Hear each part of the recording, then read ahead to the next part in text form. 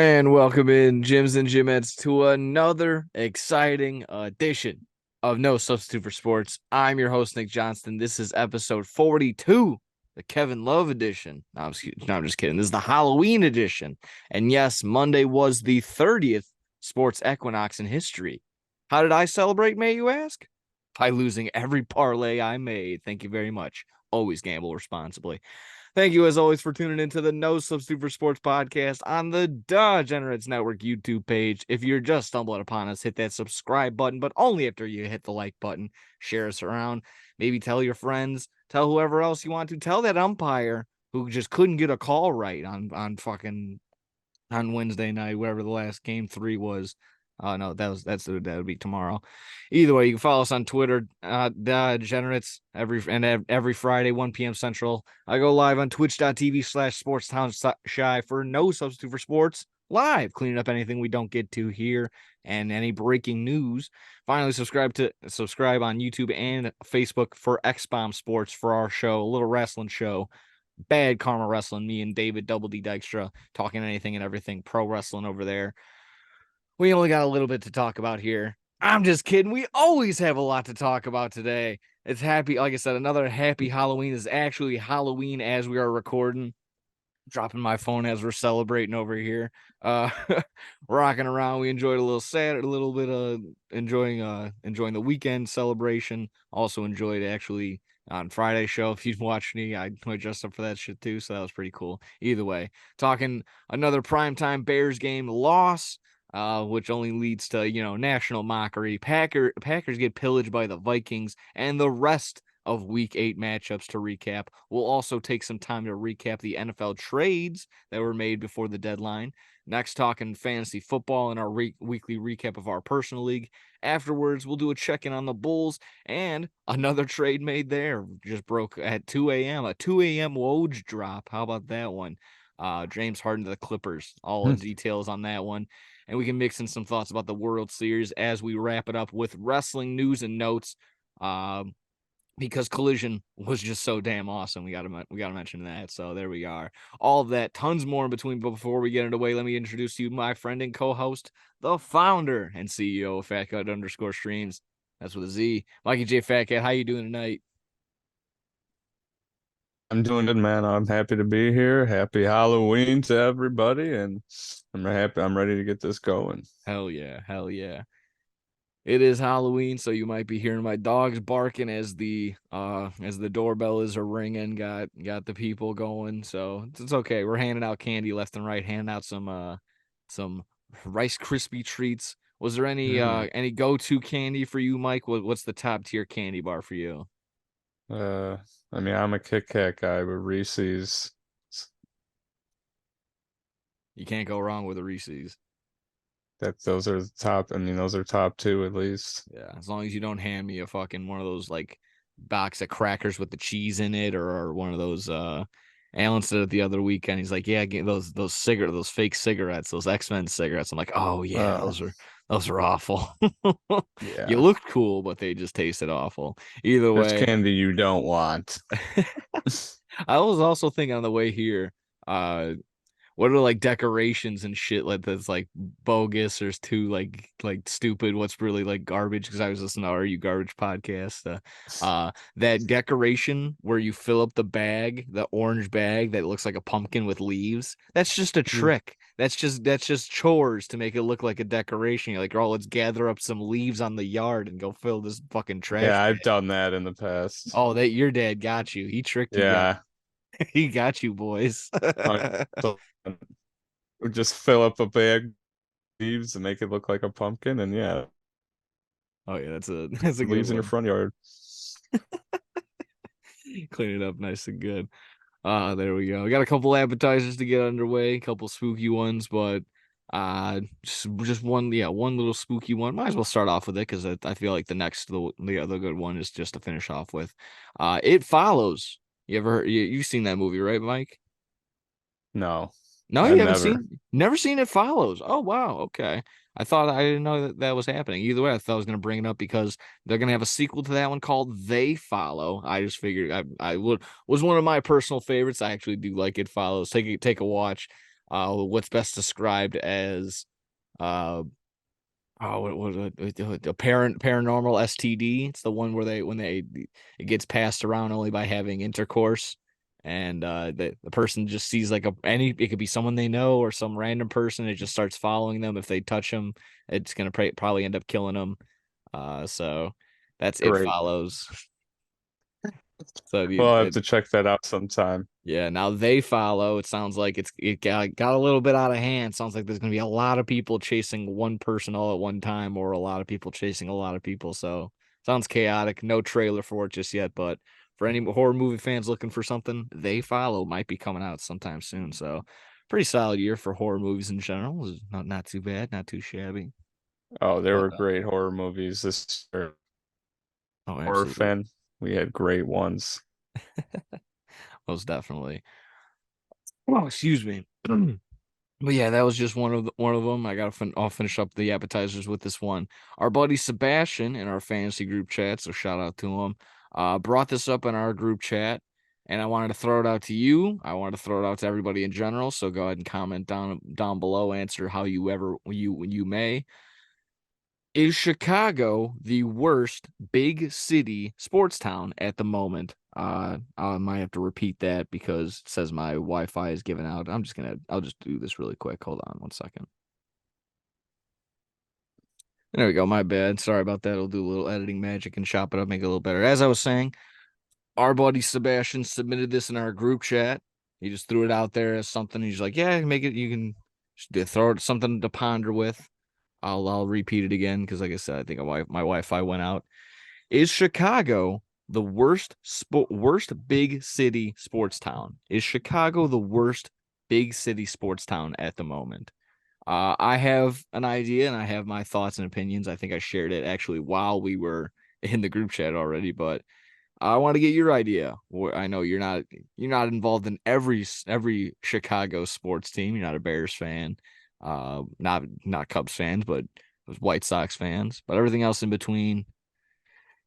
What are your thoughts among the big cities? And I don't know what he would consider big city. To me, big city is obviously going to be New York, L.A., Chicago, somewhere in Florida probably, and then Miami or probably like Dallas or something. So among them and other couple other cities, I would think Boston.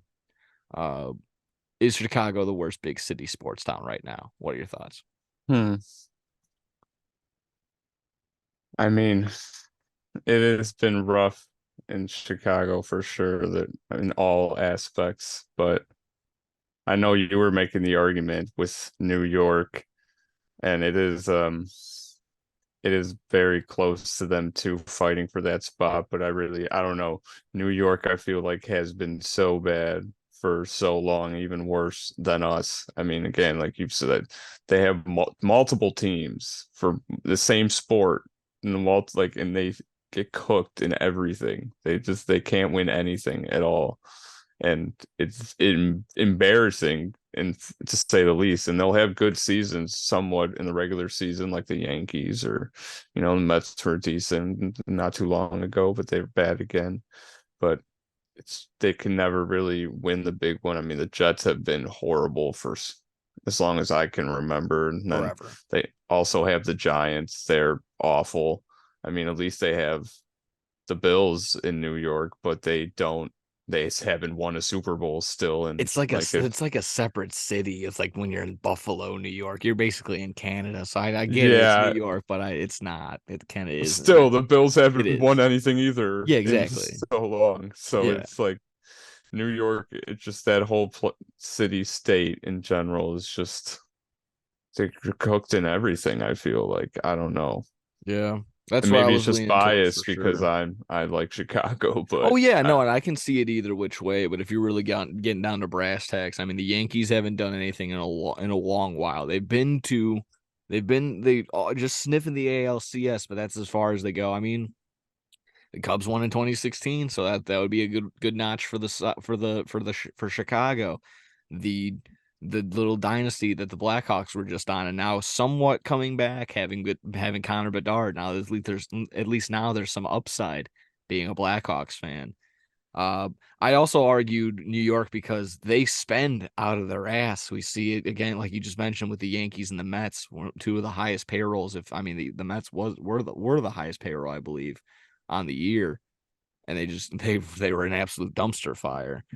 You can maybe say LA as well, but if you want, I'm not going to consider the Mickey Mouse World Series or the Mickey Mouse Championship for the Lakers in 2020. So there's that. You can hang those banners, but I will not recognize them.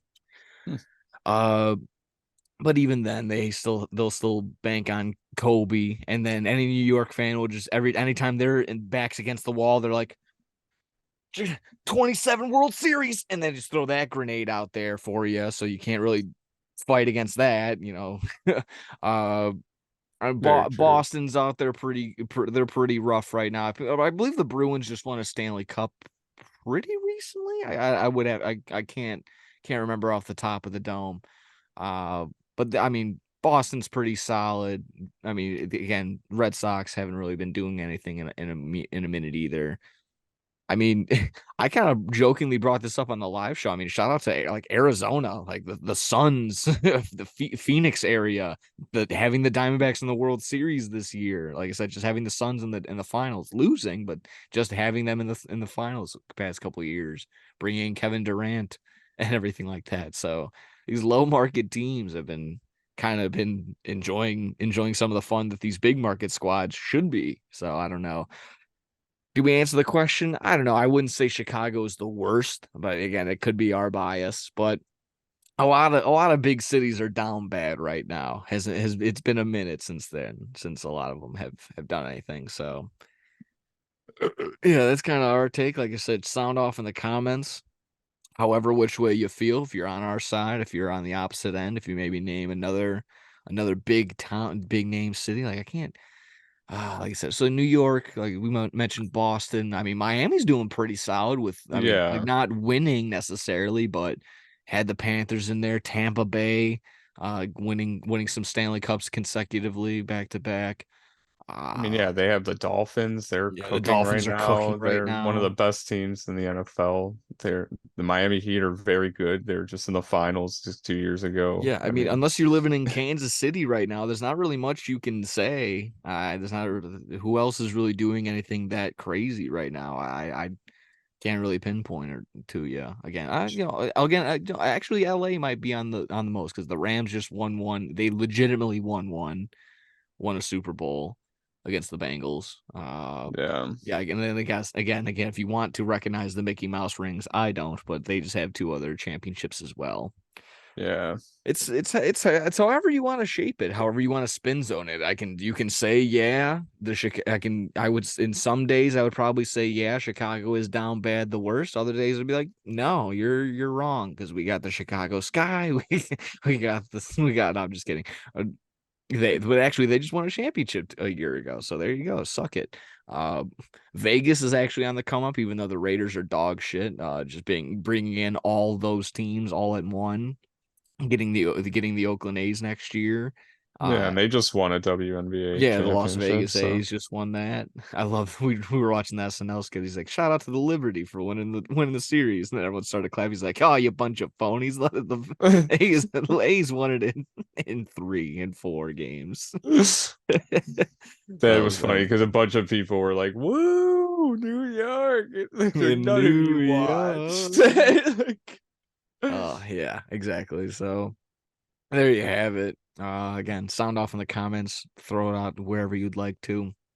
Is Chicago the worst big city Chicago sports town? That's up to you again. What's your definition of big city? We'll have to see down below.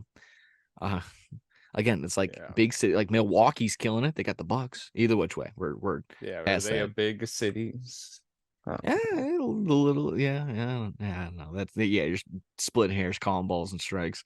Yeah. Either way, we're gonna stick to our big city, stick to our big city NFL sports. If you're good with that, did you want to start off with your Packer guys? You want me to sound off with the Bears on prime time before we dive in on the rest of Week 8? Well, the Packers played first, so it's Sure, go only ahead. fitting to talk about them getting cucked up per usual, it seems, Oh, this season. God. Yeah.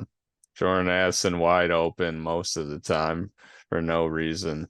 We get cooked up. Packers, Vikings, pick 'em Sunday. Don't know why. The odds were the same for both of them. I knew the Vikings were going to just cook us up. I had a feeling they've been pretty hot lately. Unfortunately, Kirk Cousins going down with the injury. So but the Vikings, I mean, we'll talk about it in the trade deadline, but the Vikings getting Joshua Dobbs from the Cardinals. So hopefully for them, they'll be able to facilitate stuff He's still just with Kirk him at Cousins QB. without any eyebrows. I think Ever. he Yeah. seems like he's been okay. So I think he'll be fine on the Vikings. It works out for both teams. Kyler Murray was a full participant the past few practices. He's probably going to be back. The Cardinals have been way better than a lot of people thought. They're not just like 0-7 right now. So he's definitely going to get reactivated. And so they got some stuff for Joshua Dobbs. They're going to get their quarterback back anyway. And he was able to prove himself a little bit and get a starting job somewhere else. So I Shout out to feel him. like that worked out for everybody. But Vikings and all again, just Packers can't do shit. We look horrible on offense and defense. When I thought we were supposed to have a better defense this year, but just even without a Justin Jefferson-less Vikings, they find their way to carve us up. Jordan Addison, like I mentioned, just cooking us. And then Jair Alexander has the nerve after the game to say that was a fluke performance by Jordan Addison. He Oh wasn't even wow. on him. I didn't even And see then, that. yeah, when Jair was lined up against Addison, Addison was 5 for 5 with 60 yards and a touchdown. So, what are you saying, Jair? I mean, Fucking, who could he have been covering? It was either Addison for 7 for 82, Hawkinson was 6 for 88, and KJ Osborne was 8 for 99. Was that everybody else, Jair? I don't hmm, know. Sorry. oh, Just me looking at stats right now. this team is bad, and we made this trade deadline, and it just shows that we don't care anymore. We're going to be bad this season. I'm prepared for after so many fun years. This is going to be a rough one. So, I mean, Jordan Love, I will say he had some decent passes. I was watching a highlight reel from the game. He was getting it where he needed to be, all his receivers right in their hands, and there were so many drop passes or just not holding on to it, not strong enough to getting it knocked out of their hands. I saw like 6 different passes to like Romeo Dobbs and Christian Watson and the tight end and Aaron Jones, even all of them just dropping passes or not holding on. So it's like I can't just blame everything on Jordan Love and be like he's shit, he's a horrible quarterback, because it seems like he makes some decent throws and it doesn't just all rely on him. The offensive players also have to perform well, and it just seems like nothing is really going well for us right now. The play calling, the playing in general, it's just I mean, I'm seeing clips of fucking Preston Smith guarding wide receivers getting cooked. Like, why is our out loud linebacker guarding these fucking wide receivers getting cooked? It makes no sense. Our defensive coordinator is dumb as hell, and it's rough out here as a Packer fan right now. And again, I have nothing to be upset about because it's been so many years of having a very good team. So I can't. I mean, You're it's still going to allowed come to be mad eventually. about the current year. I get Yeah, you. No, but I get you. It's long term. You're like, all right, but like this, as far as I this get year because I goes, just yeah. know people will be like, you can't be upset. You've had so many fun teams, like been in the playoffs, Aaron Rodgers, all this shit. But yeah, it's a hard season for sure. I mean, I've said every week, hopefully they figure it out. I don't know if they will this year, so we'll see what happens. Yeah, I think you were kind of onto something. I'm looking at the stats for the Green Bay Packers as well. Watson was targeted 8 times. He only caught 3 for 33. Romeo Dobbs targeted 9 times. He was only able to haul in 4 catches for 18 yards. Those two were the two big, like, wow, they got a ton of targets and not a lot from it. And just the running game was just non-existent. Yeah. They outrushed the Vikings 74 yards to 62. But Jordan Love on 4 carries should not be the leading rusher with 34 yards. Uh, yeah, but combined 13 total carries from Aaron Jones and AJ Dillon. Is Aaron Jones okay? No. Matt LaFleur Yeah, said he's still not 100%. They've been nursing his injury every practice. He's been limited most of the time. He's never been a full participant since the Bears game week 1. And there's definitely just something going on. It's pissing me off. He's our best player, and we haven't had him this whole year. yeah, that's definitely been a down year for him for sure. Yeah, AJ Dillon. If you had him in PPR, maybe he had a good little day for you. Caught 5 passes for 41 yards, but only 11 more yards on the ground. Uh, Let me see who's the only scorer to Romeo Dobbs, or for where I thought Romeo.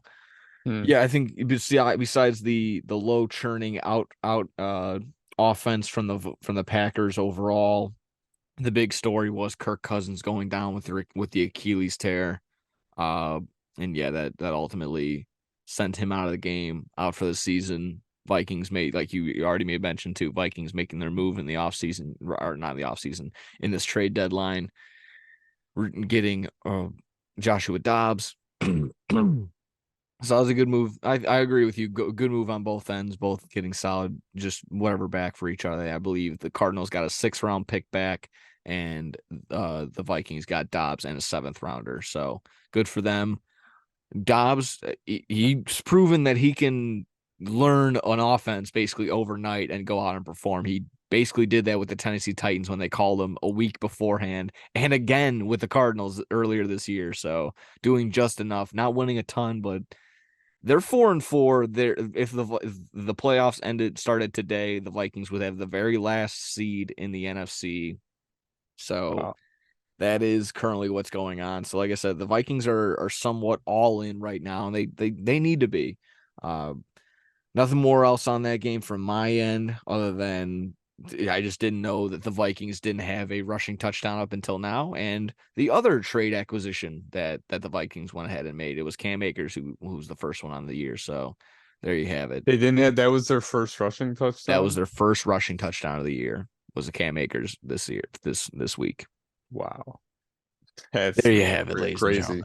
Yeah. Vikings 4-4, currently the last wild card spot in the NFC and second in the NFC North. Packers are what Two they'd and be five. yeah, they're 2-5 ahead of the Bears and be for last, so are just behind. I don't know. They're third. The Packers are third. Bears suck. Either way, you good on that? Any final thoughts on your Packers versus the Vikings in a 24-10 loss for the Packers? Yeah, just nothing really else to say. Just pack, go, I guess. Fuck you, Pack. Figure it out. Yeah, they already Matt they already had their LaFleur and bye week. company. Was this their first game off the bye? Yeah, Oh, they not a good already had start. their bye week. Yeah, there you go.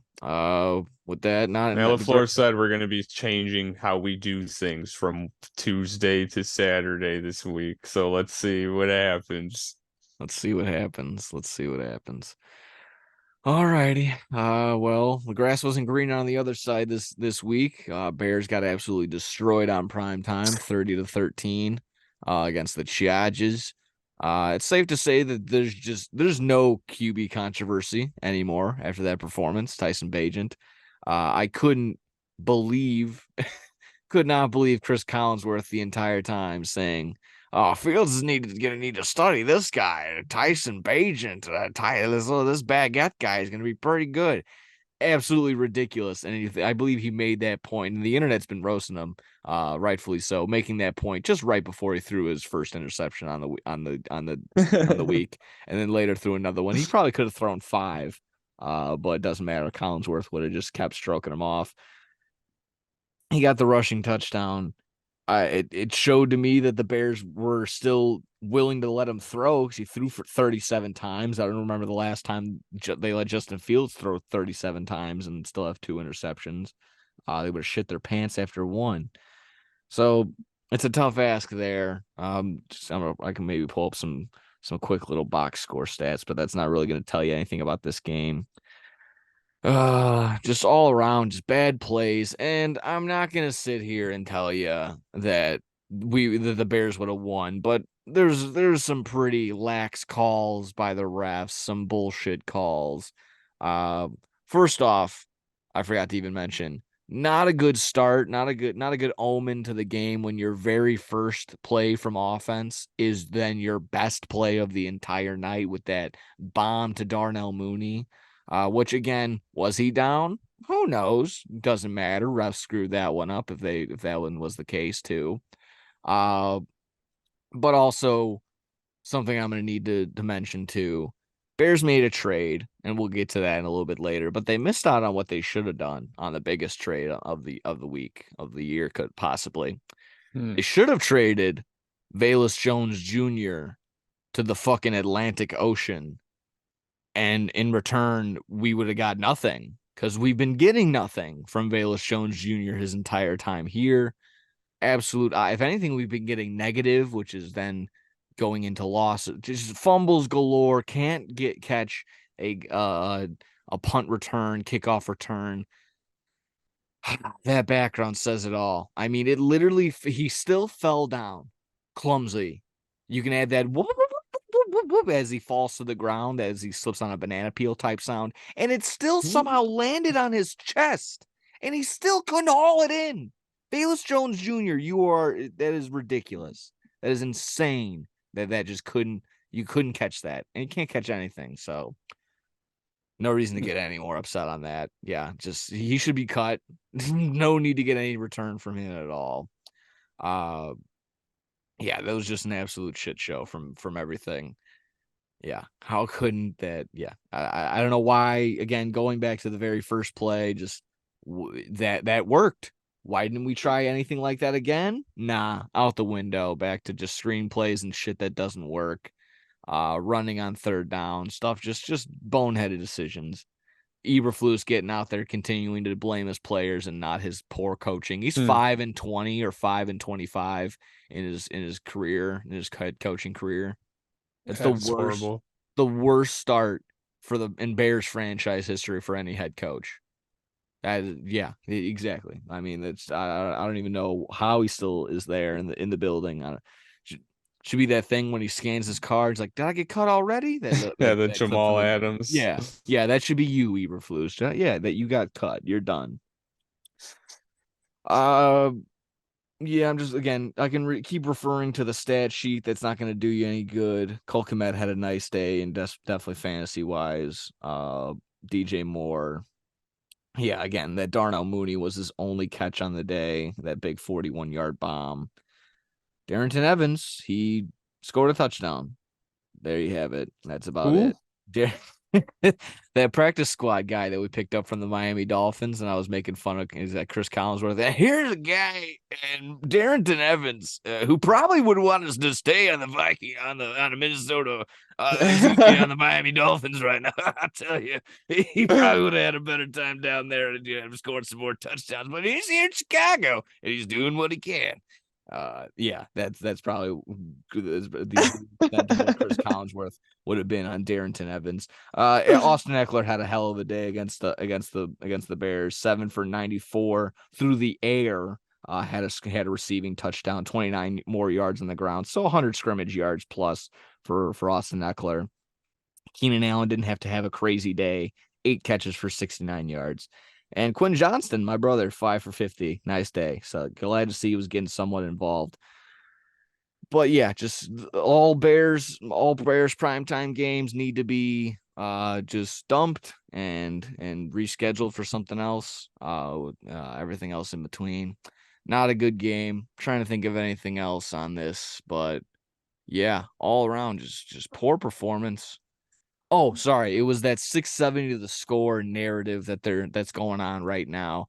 And I'm not sure if they're trying to push it to just get views or or if Bernstein and Holmes genuinely feels this way, but this idea that again that the Bears head coaching is silently trying to push out Justin Fields and good in Tyson Bagent, That's kind of what they were referring to with Chris Collinsworth even being able to make the comments that he made last night about, oh, Justin Fields might want to study this guy. I tell you, he might want to do that. They're kind of getting that narrative that, the quiet firing, quiet quitting type thing that's popularized right now. They're basically referring to it, saying that the Bears are doing that to Justin Fields. Maybe your thoughts on Oh, that. I hope that's not the case, but again, yeah, it's a bad look overall. Any thoughts in general on that? Maybe just like I was saying with that Bernstein and Holmes narrative. um, yeah, it's tough. It's Justin Fields is currently tied for the second worst starting record to a quarterback I saw. His record is similar to Eberflus.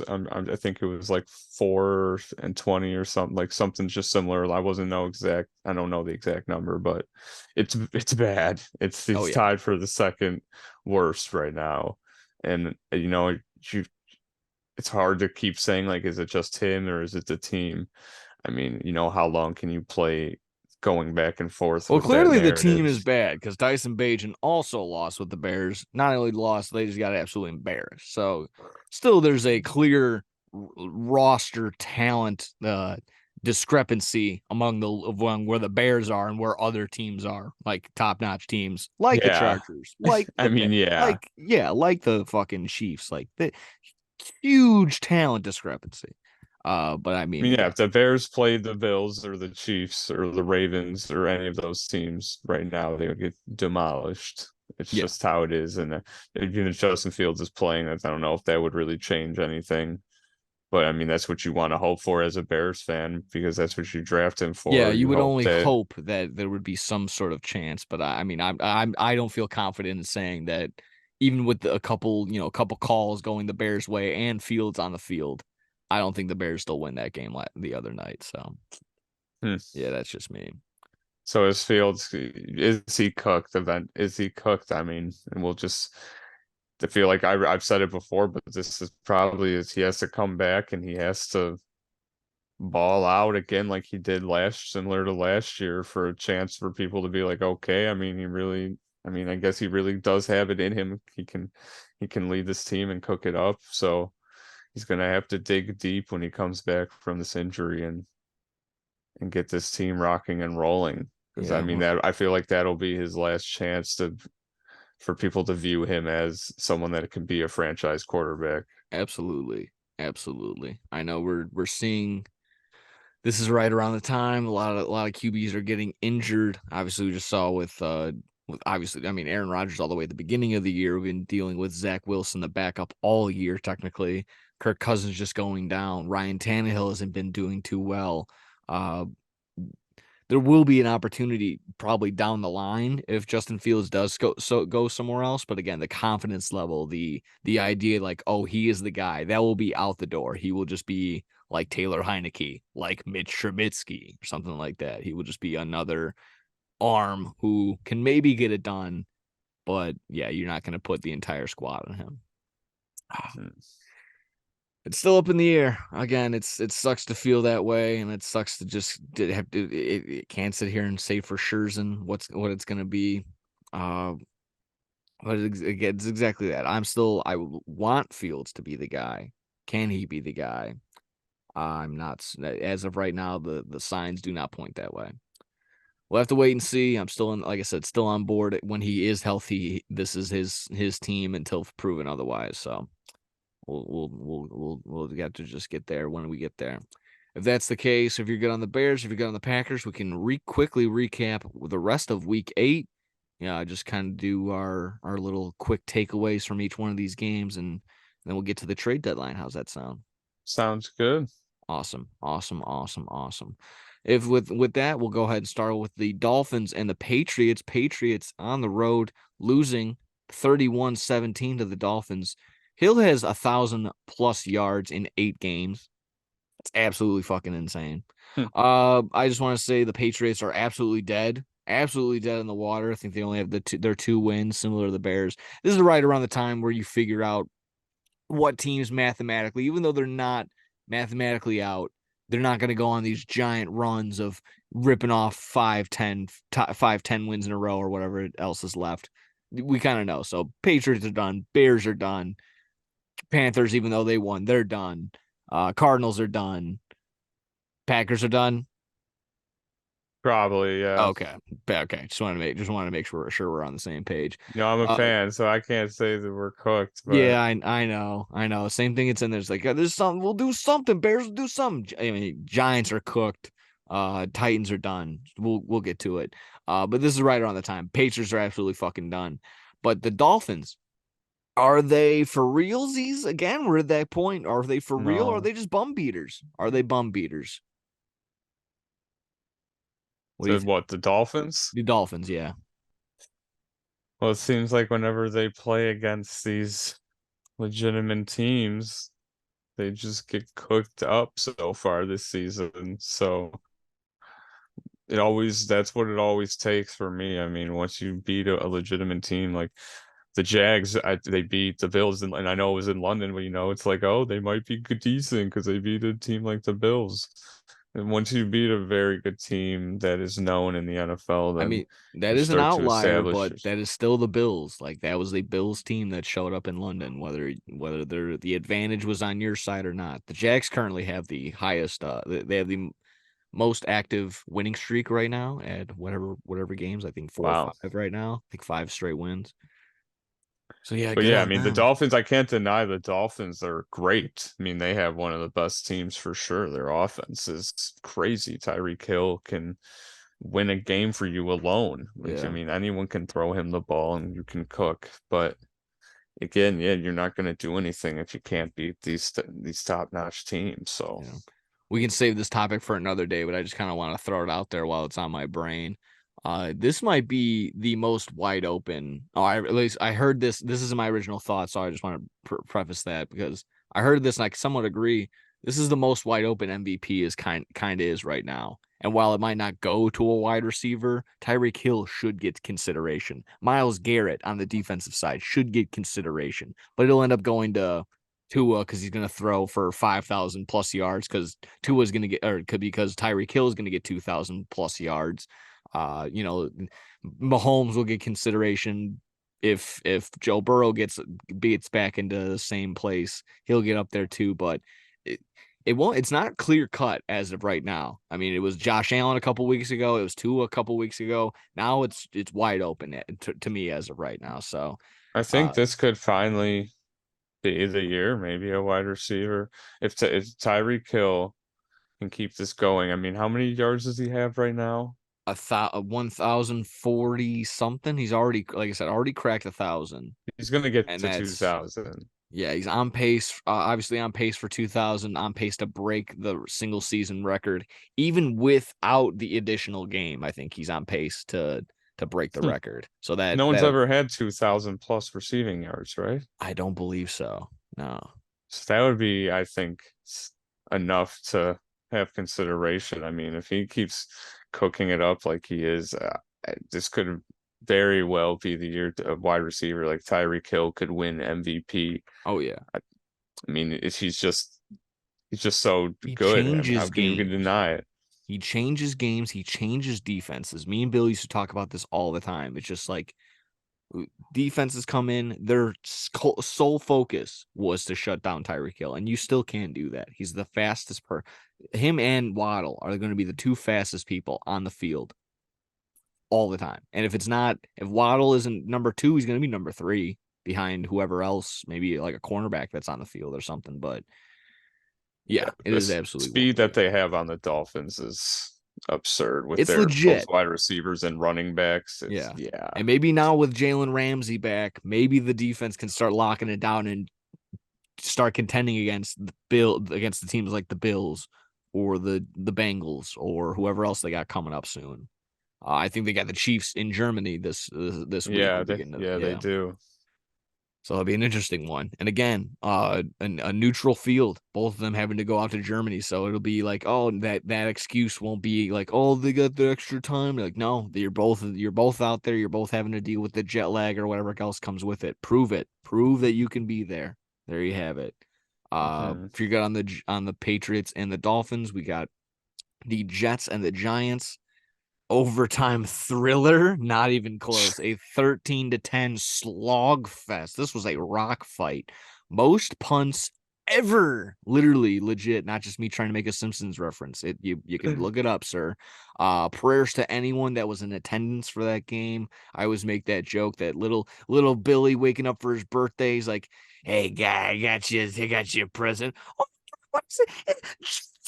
It's tickets. Oh boy. Oh, thanks, Dad. Thanks, you son of a fucking son. I'm gonna do ballet because of you, you son of a bitch. Come Uh, on. Come on. I mean, this was an awful game. This was an awful game. Tyrod Taylor goes down, and even though he's what, I think he only threw for 8 yards passing, led the Giants in passing because Tom DeVito, hey, how you doing, Tom DeVito, DeVito? And who that's a we just Goodfellas name. Did you know that? really. Yeah. Take a look back. Tom DeVito. The internet knew right away. Giants passing combined -9 yards. -9 yards. They did not trust this kid. He got a rushing touchdown, Tommy DeVito, but boy, oh boy, they didn't trust him worth a shit. Jets I, win s- 13-10. Thoughts on this game?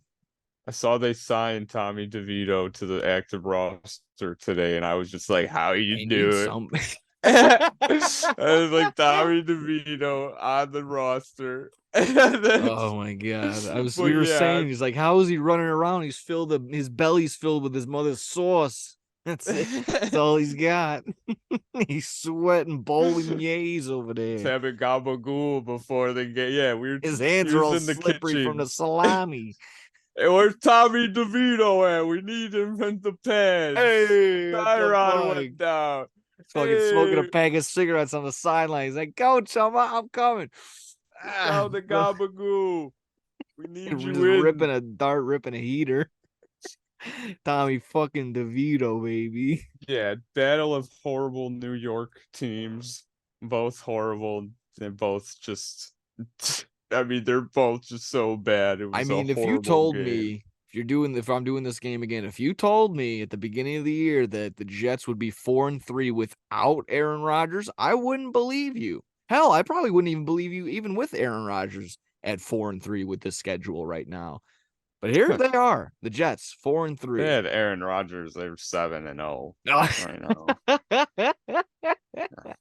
There you have it. I mean, it's a good get. Your guess is as good as mine. I mean, We'll it's know. good for the Jets. I mean, Aaron Rodgers is having a very good recovery. So if they're having a relatively good season, if they can keep it up and actually have a chance of him returning in the playoffs, that would be huge for them. Which I was I don't listening know to how go good it ahead. would be. Go ahead, go ahead. No, my guy, the guy goes, he's like, I listen to the show. He goes, yeah, I would want Aaron Rodgers out there right now. He's like, oh yeah, maybe when he gets healthy, he's looking pretty good. He's like, no, like just throw him out there right now. I don't care. Get Zach Wilson off the fucking field. He has Oh, 5 touchdowns and 5 interceptions through these 7 games. That is awful. Aaron Rodgers would just be like a robot. He would not be able to move his legs. Just like I said, hopefully he doesn't get sacked or else he's cooked again. You got to give him his time. I mean, it looks like he's doing very well with his recovery. Like I mentioned, so he's walking around. He was throwing passes just before the Giants game. Just like he doesn't even need a walking boot anymore, or like he doesn't have a cast on or anything. I mean, it's going very well for him. He does have a chance to maybe come back. Yeah, it's definitely on the shoulders of this defense for sure because this offense is not producing very much. We have to see. And how No. about Dalvin Cook? He doesn't get dealt, but trying to get a trade because he's not getting as many touches. Uh What do you expect? Brees Hall's the man. Like he's the dude right now. Like he's such a good running back for them. There was some uptick every week. Brees Hall's rushing or snaps just keep going up, and they keep winning. They keep scoring. So I don't know. So Dalvin Cook, you're in a losing argument right now. He's not been producing. Yeah, you should be happy your team wins. Yeah. Ah, there you have it. We got on to the next one if you're good with them. Jags and Steelers. Jags in a road victory, 20-10. Just slogging this one out. Jags doing what they can. Like I said, Jags currently longest active winning streak going on in the league. Just scrapped out a tough one against a pretty gritty defense. Steelers got cooked up. They lost Kenny Pickett for the game. Had to go with Mitch for the time being. Uh, Bitch. yeah. uh, just just a run of the mill. Jags had to get that one, and sure enough, they did. Any thoughts on that ball game? I love Alvin Kamara, but the Jags have been stellar this year, and they continue to prove it each week against no matter who team they play. I mean, they're a very good team. It sucks that they're in the AFC because if they were in the NFC, they would be like one of the best NFC teams. They would the AFC has such Oh, the tough teams Steelers. that Oh they're yeah, they would be. no, okay, I was talking about the Jags. Oh I thought it was Jags Saints for a second. no, It's Jags Jags Steelers. Steelers. Yeah. Okay. Yeah, I mean, Steelers are horrible. Trubisky coming in, like you said, doesn't really do much with what he even has. I mean, there's nothing to work with there. The Jags, like I was saying, they're continuing to cook and yeah, it's the Jags again. If they were in the NFC, they'd be one of the best teams, but they've got to deal with teams in the AFC like fucking the Bills and the Chiefs and the Ravens and all these tough teams. So to get thrown under the rug because there's all these other teams in their conference. No one really talks about the Jags, so it kind of sucks for them, but they just have to keep proving it every week, no matter who they play. So Yeah, they've had a lot of time, a lot of rest. I was talking about this with you over the week. As from when they had their last Thursday game, which was 2 Thursdays ago, I believe 2 Thursdays ago now. Uh, between that game, the Steelers game, and then now they're going to be on bye. They'll only be playing one game over 24 days, which is, like I said, a lot of time after that. Like I said, the mini bye playing the Thursday game, they get this Sunday game, and then they'll have their other bye. But another challenge coming up, they'll be able to prove, like you said, like be able to see if they're legit somewhat. They'll be actually able to a test the 49ers coming up after their bye, and again they've been shaky. They've dropped 3 straight. Kind of crazy how football works. They've looked completely unbeatable, and now they're losing 3 straight. People are jumping off the Brock Purdy. The Brock party is over for a lot of people. And like I said, just crazy how the NFL works. But yeah, Jags gonna have a big test, and they're looking pretty solid. So that was a big win for them.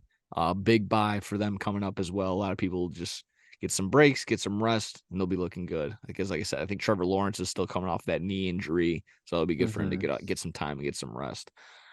Either way, if you're good on that game, we got the Falcons and the Titans. Not too much here. Titans win 28-23.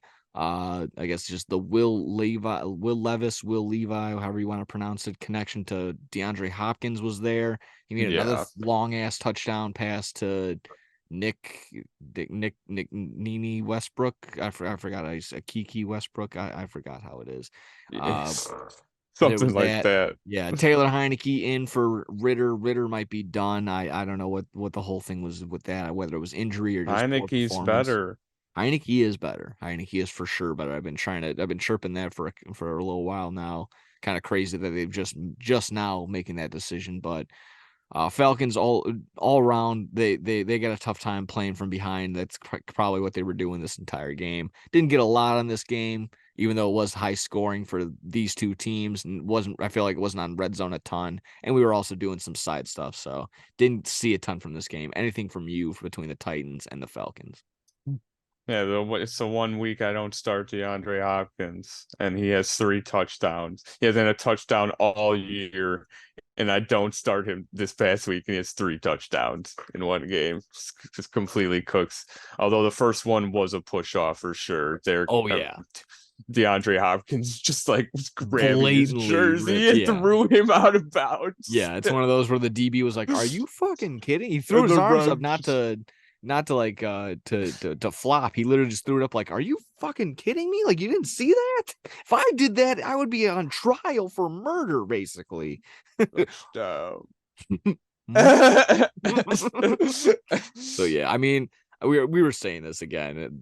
Don't kick yourself too hard for not starting O Hopkins. A lot of people probably didn't start him either. Uh, Will Levis looking good in his chance. You always got to make the most when you get an opportunity, and Will Levis was looking decent for them, so they're able to get the job done. Yeah. I don't know what it's from necessarily, but I did see a video, a clip. It goes viral every now and again when a backup QB does better than the starts. Like Ryan Tannehill is like, oh, that was a good pass. And then like in the background, it's like, oh, that was a great pass. That's better than our original QB. You should do this all the time. It's like, all right, it was an okay pass. It wasn't the best pass. Just like doing one of those. Like it was good, not great. So that's basically Ryan Tannehill's feeling. And again, we'll get to the trade deadline, but yeah, shockingly, Ryan Tannehill doesn't get dealt to Minnesota, as some were speculating. But there you have it. Some sticking around. Will Levis. We'll see how that QB journey goes. Following up with some more games I didn't really pay all too much attention to because it was pretty low scoring. Panthers getting their first win at home, first win on the year, so no more winless teams in the league anymore. Panthers win 15-13 over the Texans. Battle of the rookie QBs went poorly. Did the better one win? Did the better QB win this ball game? Thoughts on this ball game? Which one? Which one was this again? This was the Panthers and the Texans. Again, I Okay. know we didn't see a ton. We're both sitting in the same spot, so whatever we really caught on red zone was Yeah, basically it. I did not really see much of this game. I didn't. I think the Panthers won, right? Yeah, they did. I don't. First one, Okay. first Yeah. win for them on the year. Yeah, I could not even. I mean, the only thing I saw was the Damian Pierce touchdown that they reversed, and then I don't even think they scored a touchdown that drive. Then I think that's the only thing I saw on red Yeah, maybe zone. not But on that drive, but CJ Stroud was the only one with a touchdown. He had a rushing touchdown on the day okay, for the Texans. So that was the amount of their scoring. Otherwise, Kyrie Fairbairn, hopefully that's how you say it, Fairbairn, the kicker comes in the for them. kicker. Yeah, that was basically it for them. Not too much. Again, you expected a little bit more. Again, with the little narrative like, oh, battle the rookie QBs, and went pretty sour. So there you have it. If you go on that next one, Cowboys Yeah, Rams. Cowboys get a big one, 43-20. Always looking solid win off the bye for them. That defense was just absolutely suffocating, and CeeDee Lamb had an insane game. I believe.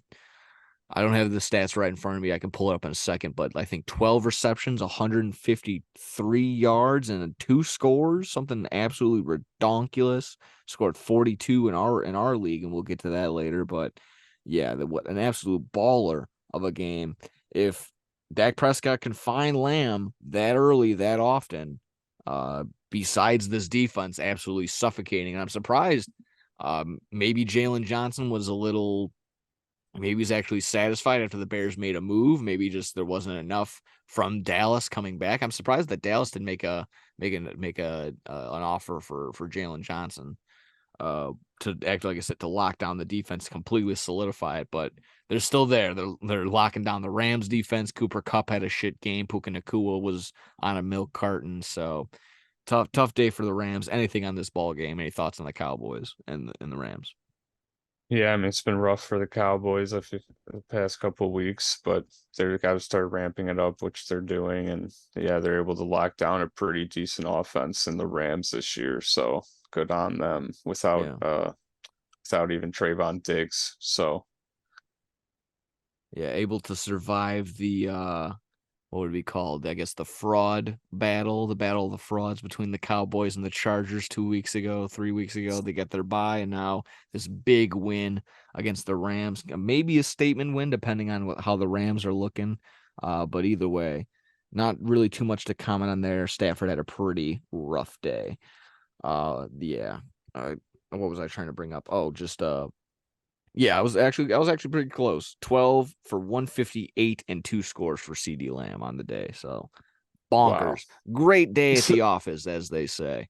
Here we are. Saints and Colts. There we are. You can talk about Alvin Kamara now. Saints 38 Okay, 27 for the Colts on the road. Carr, a little bit of a rebound game for him. So there it is, but still can't mesh. Can't really find Chris Olave, who I would argue is most likely his top receiver on the squad. But really any Colts, any life for the Colts left, or are they more or less just kind of dead in the water as well? Um, the Colts are dead in the water, especially without Richardson now the rest of the year. And I mean, Jonathan Taylor is great and all, and Zach Moss been having a good year, but They continue to do their 60-40 split as of right now. Yeah. they're just not going to win much. And I mean, the Saints, again, now I could say thank you, Kamara. Fucking love him. He's been cooking it up in this game. He had some great runs. The one in the end zone, he just like broke 3 tackles and just jumped in. Like it's like I'm scoring right now. I don't care. I love him. He's a beast compared to Christian McCaffrey lately. I've been seeing he has a Yeah, lot of similar honestly. stats. Same Again, he's usage essentially, where he's just the dump off guy. He's going to be the number one leading running back. Like, yeah, it's good to make that same comparison. I mean that people have overall just it's similar numbers, just not even in fantasy, just overall on their stats. yeah. It's very close. I saw they're very similar in all aspects, and it's crazy. I mean, McCaffrey has played 11 or like 10 less games than Kamara, and they have the same exact stats. So it also just goes to show how good McCaffrey He's a is. beast. He's a fucking beast. I mean, it's It's that, and now the uptick with being in San Fran, I'm sure that helped a little bit. But I mean, he was just the Panthers' only option.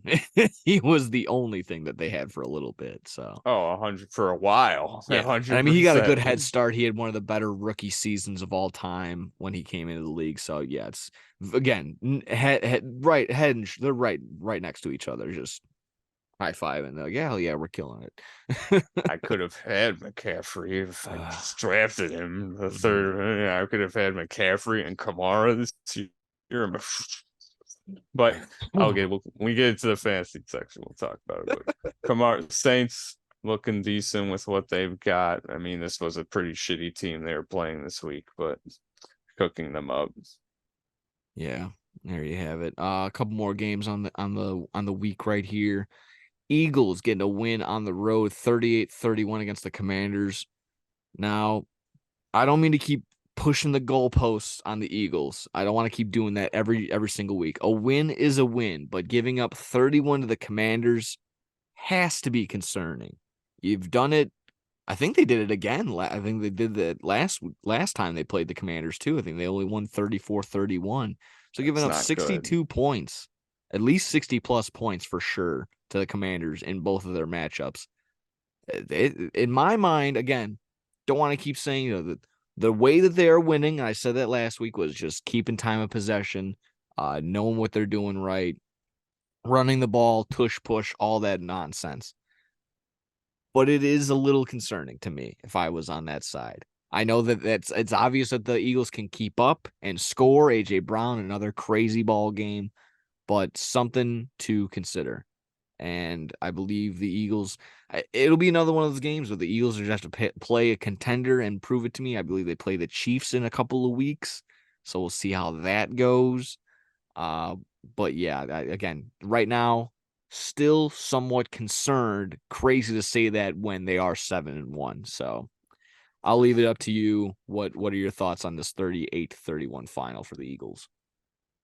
I mean, yeah, way too close for comfort for a team like them. But yeah, you were mentioning, and we've talked about on previous episodes. I mean, I've said as long as they're winning, I mean, it's all that matters at the end of the day. But it is not encouraging for a defense that should be as perfect and good as they have. It's to get carved up by Sam Howell And Terry and McLaurin and yeah. Jahan Dotson even had a decent little day. I think Logan Thomas caught a touchdown. It's just like, ooh, it's But they're such a good ooh. team that I still watch film and I feel they'll figure out what they fucked up on Yeah. and they'll just keep chugging along and I'll try to prevent something like that going forward. And a lot of people will also be like, oh, division game. Riverboat Ron has the Eagles number sometimes. Chalk it up to Yeah, that. If it's you wanted to spin zone it that way, sure enough. I can rock with that. If yeah, you're on there's that game, oh definitely god. coaches that know. I bet there's coaches like Belichick knowing schemes within like Dolphins and Yeah. shit. Like Like the they're just Belichick always has the Jets number. He's never gonna fucking lose to the Jets. yeah. They can have a pee-wee fucking team. He's gonna beat the Jets. He's gonna find a way to beat the Jets. Uh, Yeah, forget on that game. Wrapping up with a couple more. Seahawks Browns 24-20. An important win, and now the Seahawks are number one in the NFC West. After, like I said, the 49ers have kind of dropped a couple, and we'll get to that Bengals matchup in just a few. But yeah, the Seahawks get a 24-20 victory against the Browns. Thoughts on this one? Seahawks have been ramping it up, man. I mean, they were at first, I thought that I didn't know if they were going to be as good as last year, but they have for sure been kicking it into full gear, and Kenneth Walker just being a beast. And you got DK Metcalf and unfortunately Lockett going down with the injury.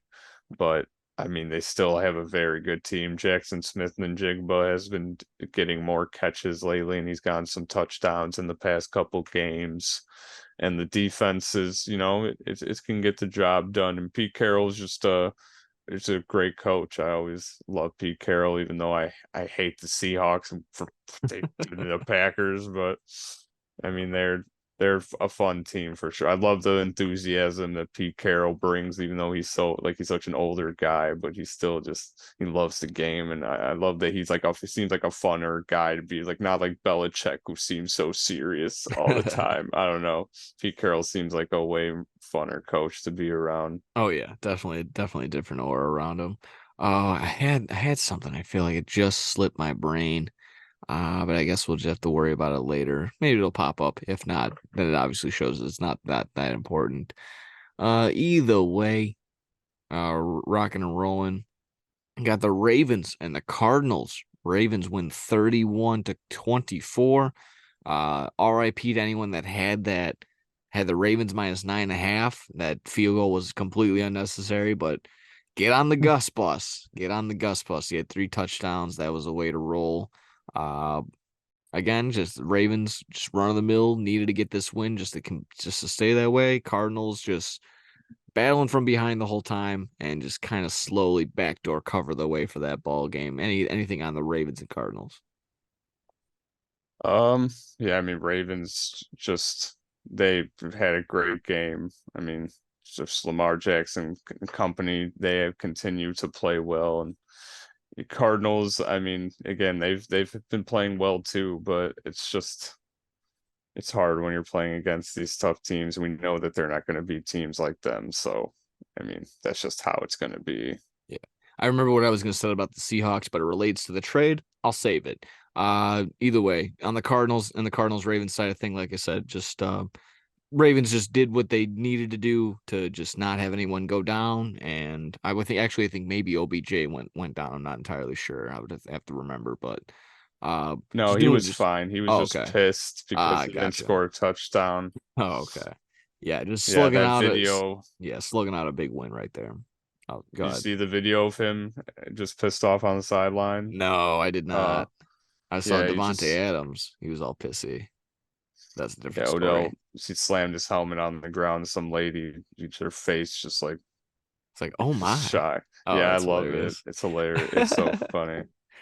Here we are, coming up with last few right here. Broncos, Chiefs, 24-9 victory for the Broncos. The streak ends at 16 games. No Taylor Swift in attendance, so no win for the Chiefs, and that's exactly that. No win or no Swift means no Kelsey, which meant no Mahomes because he had the flu also, but yeah, I thought it was also a very funny troll or just celebration, however they want to put it. Broncos playing Taylor Swift over the loudspeaker after the win. Uh, uh, Not everyone just didn't seem like everyone showed up. Like I said, it was a tough break. Mahomes having the flu or some flu-like symptoms, just being sick right before the game started. He was listed as questionable. He was gonna play, obviously, but it was up there. Me and Bill were sitting there on your couch. We're like, is he gonna have a Michael Jordan flu game, or is he gonna have a poops his pants diarrhea flu game? And I was hoping for the latter, and or the poops his pants, and he kind of did. So that was that was good enough for me on the fantasy side of things. Any thoughts? I mean, this is gonna be the Broncos Super Bowl. Like, they needed this. This was everything for them, and just another it's another Sunday for the Chiefs. So this was everything on them. This streak basically meant nothing to the Chiefs and everything to the Broncos. Anything on this in general? What were you thinking? It's huge for the Broncos to beat the Chiefs. I mean, yeah, ending that long ass streak of never beating them. I mean, it was 2015 since the last time the Broncos beat them, I think that said. So Yeah. that's Yeah, we were in high insane. school for yeah. Yeah, it's just crazy to think about. They've just nonstop losses against that team, but the Broncos fans partied that night, man. They were big underdogs too. So Oh yeah. I believe Alan sent me something. What had come out or what was coming out the last time the Broncos had beaten the Chiefs? Uh, iPod 7 and AirPods, the first generation of AirPods. Season 6 of Game of Thrones, and I think there's 8 seasons, so we're still rolling with that. Oh my goodness. Disney Plus had just come out. So hmm, it was just crazy stuff like that. I'm like, oh my God. Yeah, just throw me back there. The third trilogy of Star Wars movies hadn't come out just yet either. So it's like, oh my goodness. wow. Yeah. Really throwing it back. Either way, that was that. Broncos big win for them. Somewhat on a roll. I mean, this is their biggest win for sure. Getting their only other two wins are Yes. against the Packers and the Bears. So here you go. Fucking thanks, join the club, Chiefs fans of people that fucking lost to the Broncos. There you have it. We're an exclusive elite club.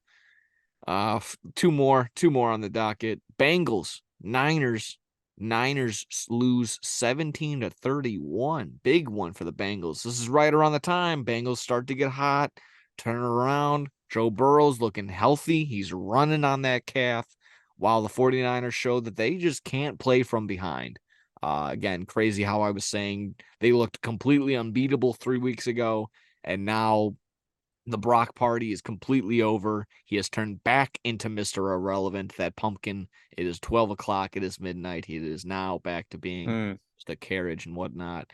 Uh, Cinderella story is over. Maybe it is, maybe it isn't. I don't know. He's going to pull. I think he's got some time to pull it. You can't say it's like, oh, McCaffrey was back.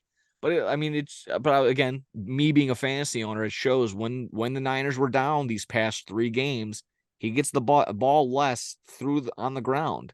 And that just, I mean, game plan or whatever it is, it shows, and it shows in everybody's stats. So I mean, the what would it be? Uh the selfish guy in me, the selfish fantasy owner, is going to sit here and say, just get the ball to McCaffrey, but simply just get the ball to your main receivers, to your main guys, and maybe Debo gets healthy after this bye week. This bye week's gonna be huge for the Niners, just to get their head right, to get a lot of other people get their mind right and their body right. Get their tackle back, Williams. But I mean, George Kittle had a nice day. Brandon Ayuk was somewhat there. He kind of faded towards the end. Uh, but I don't know. It just goes to show if the 49ers are behind, it's much tougher now, because Brock Purdy just doesn't have it. Maybe he's got the yips right now. It's something. So I can't make heads or tails of the Niners just right now. Not abandoning all hope and all on jumping off the ship, considering the moves that they made today. Their defense is still stacked to the gills. But it's something on that offense that's gonna need to click. And like I said, maybe it's Debo coming back, maybe just getting back in their main scheme of things. But something's gonna need to get figured out on the 49ers side of things. So I mean, there's nothing to take away from the Bengals. Bengals had a very awesome day, and like I said, looks like everyone's back into full gear, back into full health. T. Higgins, Mixon, Burrow, and Jamar Chase all look ready to roll. And then Tyler Boyd, a nice complimentary figure right there.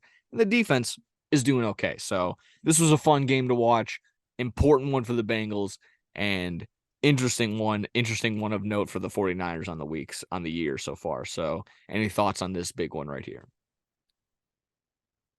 Yeah, I mean, the Bengals need. I mean, like you said, they've been starting to get into the swing of things. The 49ers, I mean, I want to give Brock Purdy some, he doesn't have all the weapons that he's usually had, but he's had most of them, I guess. So you got to give him some slack. He's got to win games like these still without people on the field, and he's starting to just not get it done. And like you said, it's hard to when you're playing from behind. You can't use McCaffrey as much because you got to try to pass it and get downfield, which isn't doing too well right now. Without, I mean, because Deebo Samuel, he's hurt, right? Yeah, He's not he's been there he's right been now. out these he's Yeah. been out these last 2 games. Yeah, so I mean, I bet that he opens up. I bet he opens up a lot of the field, and he's a big threat when he's out there. So it hurts not having a guy like him on the field. You don't get to see. I mean, it shows how much of an impact he has with how hard it's been to get the offense going. But yeah, the Bengals are a solid team too, so got to give them credit. They Absolutely. played well, and Joe Burrow and Jamar Chase. Jamar Chase was upset at beginning of the season, not getting as much targets, but he's for sure getting them now and cooking it up. So they go down the Bengals, and they'll keep cooking, I'm sure, the rest of this season. Yeah. Nothing that for sure to like pinpoint and be like, oh, he's like. But I think now with all that being said, Joe Burrow is looking healthy. That's kind of why that he's able to make Jamar Chase's day and still be able to do that. Like I said, he's like rushing around. He's doing pretty well. That calf is ready and set. So Bengals are looking good. Hmm. I don't know who they have next week, but I know that the following week 10 they will have the. Oh no, I'm already mixing that up. Sorry, I don't know. I don't know who they're gonna have. Sorry about that. Either way, that's gonna be fine. Final game. We already talked about the Okay. Sunday night game in with the Bears and the Chargers. So the other primetime game was the Lions and the Raiders. The Lions got this home victory. Could have got a little bit more dominant fashion, but they'll take the 26-14 victory. This was the Gibbs game. This is Jahmyr Gibbs all the way. Finally, that Dan Campbell realized, like, oh, the guy we took 12th overall is good at football. Like, what? How's that possible? How can you do that? Yeah, no, he's good. He's good. Give him the ball and he's going to perform. I'm sure, like Joe Buck said, they're gonna want David Montgomery back. But as of now, in the meantime, Jahmyr Gibbs is actually absolutely killing it. I think Craig Reynolds, one of the Reynolds. I don't know. It's Josh Reynolds and it's Craig Reynolds. I think it's Craig Reynolds that runs the ball. He had a nice little day too. I think he scored on the ground. But uh, they could have won a little bit more. I was watching that game, just having Goffey as my fantasy quarterback on the week. It's like a couple more passes that could have went his way, but they seemed content very early on to just get field goals. But as the Raiders were somewhat still in that game, it was getting a little bit tighter. That pick six was basically the last ditch effort for the Raiders, and there was nothing else really after that. Uh, Raiders should not be on any more primetime games. I can only hope. And that's that. The Lions getting back, not into that elite status just yet, but just getting a win that they should have, and they didn't struggle very much. So, good look on the Lions. They're top there, and then second in the NFC, if I'm not mistaken, at 6-2, just behind the Eagles at 7-1. Any thoughts on that But 26-14 victory for the Lions? it was start off good. The Raiders started coming back a little, and Lions gave it to Gibby, and he figures it out. Give They it. cook. Jameer Gibbs cooked them, and Devontae Adams continues to get nothing and be pissed Yeah. off. That's So, the big thing, and with that being the last game, we can somewhat transition into the trade talk. Uh, how about Devontae Adams again? I feel like this report happened today, and I feel like it happened the week prior, where he said, "Hey, you gonna move me? You want to get something done? Can you please move me? Trade my no. ass, please?" And they're like, absolutely not. We have zero interest in getting rid of you, getting anything away. And I'm just sitting there after watching that after that Monday night game. I'm like, how is Max Crosby happy there? How is clearly Devontae Adams is not happy there because he was sold a bag of goods, told Derek Carr was going to be his quarterback, and then they don't resign him the following year after. They basically just you're out of Yeah. here. Uh So he's just sitting there with a thumb up his ass, like, well, what the fuck am I supposed to do now? I mean, That's bogus. yeah, And he absolutely. mentioned that the other day. He Yeah. said, I came here to play with Derek Carr, my college friend, and then they didn't even keep him. And yeah, and he's like, what am I even doing here then? Yeah. Completely wasting his time. And again, you throw him just about anywhere else, and he's going to be that top 2, 3 receiver in the league again. I mean, you could argue about just about any team, and I would be like, yeah, he's going to be the guy. Uh, it's absolutely yeah, It's like Mike Trout talent in baseball, like they're holding him just wasting. hostage, and Yeah, yeah, he's Devontae Adams just trapped there, and there's nothing he can do about it. Just he has so much skill and talent, but can't really show it off on a team like that. yeah, absolutely. It's got just beyond frustrating. You're a prisoner in your own little world. And again, it sucks that he's like, yeah, I wanted to be here, but I wanted somebody else to be here too, and that's just not the case. Uh, Bears made a trade. Packers also made a trade. I'll just quickly go over what the Bears did. Bears trading a second round pick for Montez Sweat. They want to ban Sweat from the league from that Old Spice commercial. If anyone remembers Hmm. that, that's just how I remember this guy. But uh, it was disappointing to hear a couple hours later that Chase Young goes for a third round pick to the Niners later on. And we were kind of speculating in our group chat, and I agree with our buddy AJ that Chase Young probably wanted more money because they're both on expiring contracts. But both Montez Sweat and Chase Young would have much preferred to have Chase Young talent wise, uh, but it's only a complete and utter failure if two things: if Montez Sweat just doesn't show up and perform in either which way and wasn't worth it at all, or if he does show up, performs, gets a couple, perform fulfills his bonuses, this, that, and the other. Uh, and then the Bears just don't re-sign him next year. That's Hmm. when the F grade comes into play. So as of now, for doing that, if you're reading the articles and you're grading what it is with this one, I'm gonna say inconclusive until next year with Montez Sweat in this trade. But uh Commanders getting a second round pick that will almost similarly flirt like last year with the Claypool trade. It could basically be a first round pick with the way that the Bears are going to finish. So that was a good move for the Commanders. The other Commanders move, trading away Chase Young. Again, Montez Sweat and Chase Young were probably the two bigger names moved throughout this entire deadline. So it makes sense to just get them out of the way here. Just these were the two building blocks of this team. They're completely giving up. It goes to show. I mean, Commanders aren't really doing anything too crazy. Not gonna fight the Eagles or the Cowboys really for the top of the division or a wild card spot. So it makes sense that they're just taking a knee on these guys that are ultimately frustrated, not going to get paid. And Commanders again, not really in the driving in the front row driver's seat to determine if they're going to be in any sort of contention for a Super Bowl. So these were the two bigger names moved all day. What were your thoughts on them? What were your thoughts Hmm. on the Bears move? And then you can also give your thoughts on Rasul Douglas being traded away to the Bills. Hmm. Yeah, in regards to the Bears and Montez Sweat, I mean, if any Bears fans are upset, last year Bears traded at the deadline second rounder Chase Claypool, absolute shit. So I don't think Montez Sweat. There's no way he could be worse than that. So I don't he'll think so. be he'll be good for what they got him for. I And argue Montez Sweat's probably a better receiver than Chase Claypool. That's just me being talking out of my ass, definitely but could block better than him, oh probably yeah, if he probably. if he got the opportunity to.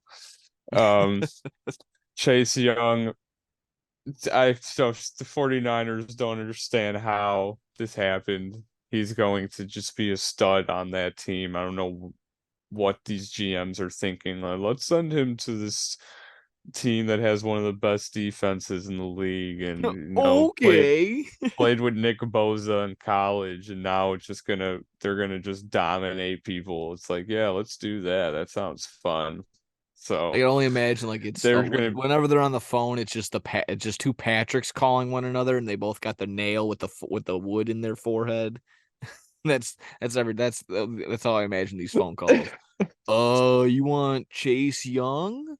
No, this is the 49ers. What is this?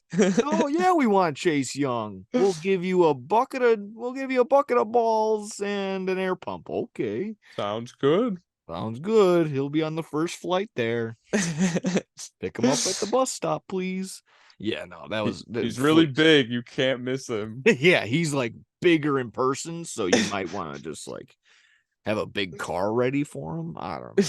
You know, he's massive. You're gonna wonder why did we trade this guy? You'll know it's him. Yeah, yeah. He Like didn't that's fly the there by guy. himself. He used a plane. And boy, are my arms tired. We're getting all over tangent wise. So yeah, that was the solid moves. Yeah, I'm on your side again.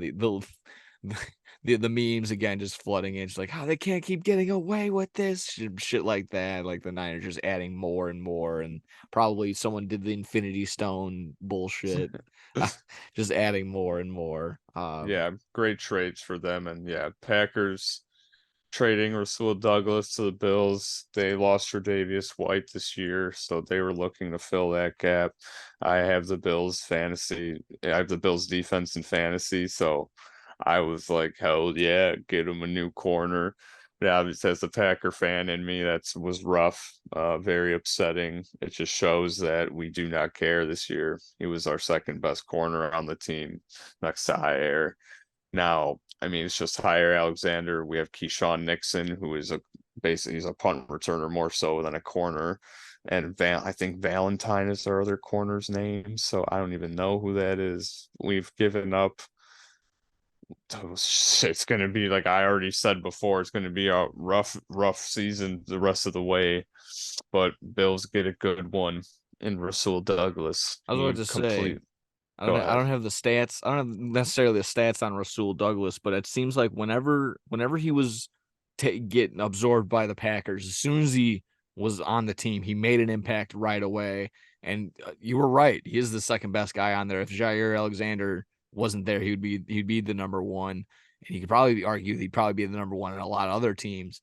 But like I said, he might just be the glue guy. He might just be a really big like rah type guy. Like I said, I don't have all the numbers in front of my face on him, but like you said, I think they underrated move for sure in this trade Oh, he deadline. The he the star completely. power, yeah, the star power was probably in just the Chase Young and the Montez Sweat name. But if you go down the list, yeah, you look at that Rasul Douglas move, that was a good one for the Bills for sure. Sorry, go ahead. Yeah. I mean, he completely revitalized, energized our defense in the 2021. I forget when we got him, but we got him from the Arizona Cardinals practice squad, and he just like as Nick said, made an impact right away, brought energy to our team, and was just seemed like a Those fun guy. unintangible things like just being like a firecracker, a wild card type guy that just whatever their energy is, it gets other people going. Like that's just that's what I'm kind of feeding off him like right now. Like I said, Yeah, I've never seen him in person, never like seen the Packers practice tapes, no like hard knocks type thing with them. But that's just the kind of feeling I'm getting from that guy. for sure. It was definitely this one will hurt for sure. Yeah.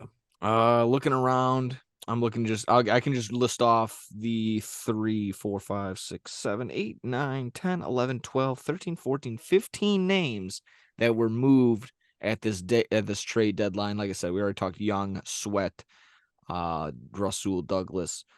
JC Jackson moving really early. Claypool had already happened. Van Jefferson to Atlanta from the Rams happened happened like 2 weeks ago, 3 weeks ago. And then the Cam Akers trade.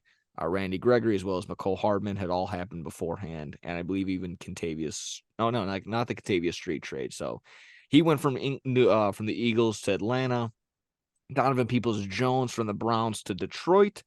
Joshua Dobbs, we were talking about this, and maybe that'll be the other next one we kind of highlight. Dobbs to Minnesota. Ezra Cleveland, I don't know where he's coming from, but he's going to the Jags. Kevin Byard from the Titans to the Eagles. and then Leonard Williams to the. This was my point that was kind of I botched on the Seattle when we were talking that game. Uh, them making this move from the Giants, Leonard Williams to Seattle, shows that they're all in. They're going to be trying to like bolster up that defense. Solid offense already, not really all too much to add right there, but really, really kick in and try and say like, hey, we're not just like going to be a wild card spot. We're really going to try and contend for this number one spot in the NFC West. So it seemed like a pretty again underrated, will fly under the radar, not a huge name in Leonard Williams, but this one right here with Joshua Dobbs, we kind of already talked about it a little bit, but was there any other names that stuck out to you? Any other final comment on these draft moves? Um, I mean, the Eagles getting I don't know how to say Kevin his last name. Byard. Byard. We talked about that before, I'm At pretty least that's sure, but how I've been pronouncing it and we'll hearing go it. with that. Kevin Byard to the Eagles, they get a great safety. And yeah, Leonard Williams to the Seahawks.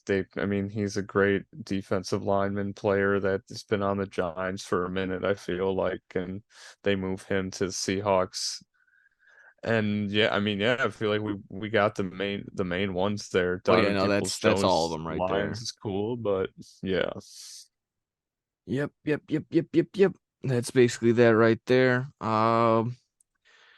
Yeah, I mean an interesting trade deadline. Like I said, I was skeptical in the name, the superstar caliber of the names, and I was somewhat right on that. But the volume of trades was still there, similar to last year. So I was wrong on that side of things. I thought people were kind of just maybe keeping their hands in their pockets, considering not a lot of big names were going to be traded. Saquon Barkley, the Giants said they weren't going to move him. Devontae Adams wasn't going to get moved. Even prior to the injury, Kirk Cousins wasn't going to get moved by the Vikings.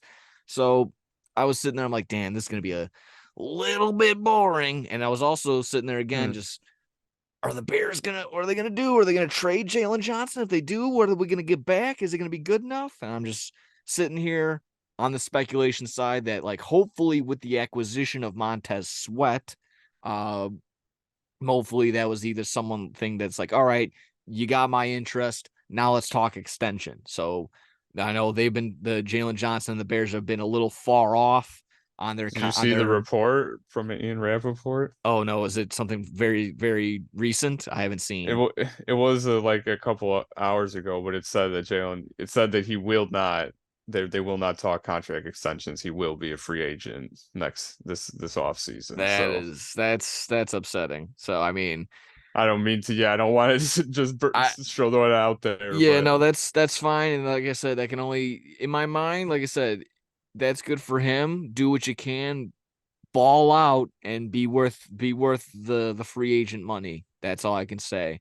Don't be a shithead and just, pack it in for these next oh, eight I'm games, sure he'll nine keep games. playing very well. Yeah, Yeah. I can only hope that he's still going to come in with that same effort and that same thing, but that's going to be a little doom and gloom, little cloud, and just kind of affect the way that people are going to be at Hallis Hall for a little bit, just knowing that your guy, a glue guy like that, isn't going to be around. Just like a very, again, when you're in a locker room, it's been a long time since I've been playing, uh, team sports like this, but there was always guys that like if they were having a bad day, practice is gonna suck. They're having a good day, if they're joking, they're laughing around, practice is gonna be awesome. So it might be again me just speculating, but it feels like Jalen Johnson might be one of those guys, and that could affect the locker room. And I can only hope that Bears do something to not look so pedestrian, but we can only keep our fingers crossed on that. So yeah, I guess that's a short way of me. That's the long way of me saying no. I did not see that Ian Rappaport It's message.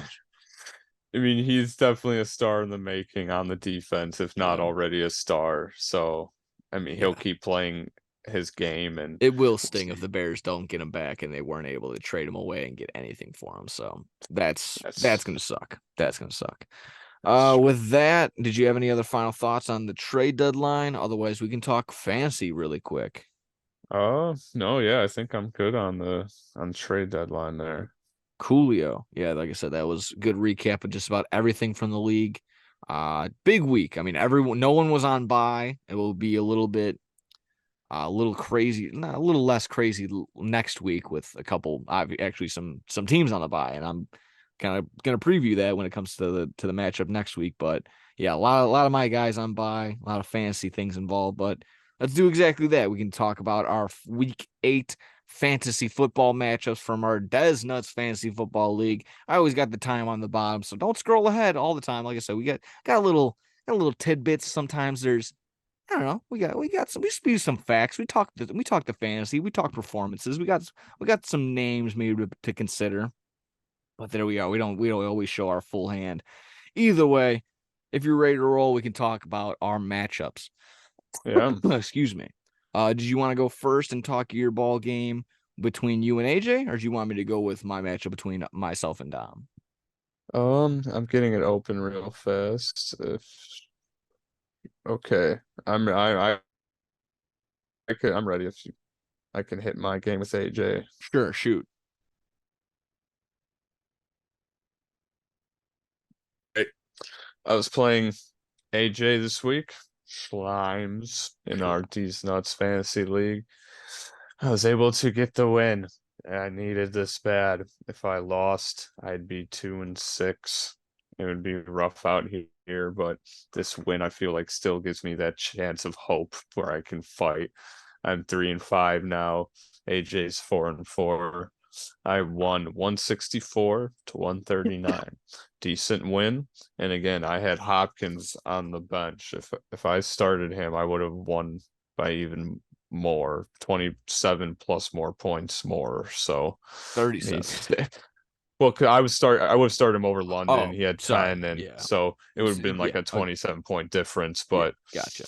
everyone else on my team, again, I was saying my team is so good, but it just depends on how well they perform. When I list my players off, I mean, Josh Allen, Alvin Kamara, Austin Eckler, Stephon Diggs, and George Kittle, DK. They all did pretty well. George Kittle, especially Kamara. I mean, Josh Allen continues to have, he's number one fantasy quarterback right now. He's been great, continuing to have 30 plus point fantasy games. Stephon Diggs, so consistent. Jacoby Myers had a rough week for me, but luckily it didn't matter at all, really. Jake Elliott and my defense doing well. Bills defense. And then, yeah, my bench, Marquise Brown and DeAndre Hopkins and Najee. I mean, he had 10 points, but I don't know. Don't trust him still. AJ's team just didn't really do too hot. Lamar only having 13, and Devontae Adams, I think he only had one catch. He had 2 points. Yeah, he had one reception the entire game Yep. for 11 yards. Correct. That's rough for a guy like Devontae Adams. His team did pretty decent other than that. I mean, Devonta Smith and Laporta, Henry and Godwin all did pretty decent, but and Saquon. But yeah, I mean, Devontae having that shit game is going to affect it. And when my quarterback Josh Allen outperforms Jackson by like 20 plus points, I mean that's like the game right there. So and Kamara and Eckler for me, they're getting into full effect. This is what I was hoping for when I got Kamara late in the later rounds. I was hoping he'd step in and start cooking like this. So now I can start Eckler and Kamara every week. Like they're my two running backs now, and I have a solid squad. I feel like I have a very solid team, and all I can do is hope that they just keep performing every week. So it was a good fight, AJ. Good game, but I was able to get the W on this one, man. Solid win right there for you. 164, 139 on the final. Like you said, Kamara scoring two, Eckler having a huge day through the air. Josh Allen and Diggs for you on the hook. Like you also mentioned for AJ, Saquon having a nice day. Devonta Smith with a nice rebound game, and Sam Laporta still killing it, having 19 points on the day. Uh, all around tough break for AJ. Big win for you on there, and keeps you in the loop, keeps you in the know. You're currently tied at 3-5 with Sebastian, who, interesting enough, is top of the league in scoring. So that just goes to show you how crazy fantasy is for you Wow. there, ladies and gentlemen. And we'll get to his game in just a little bit. But if you're good on yours, I can flip flop really quick to mine and Dom's. Yeah. There you have it. 152, 119. Another victory for myself.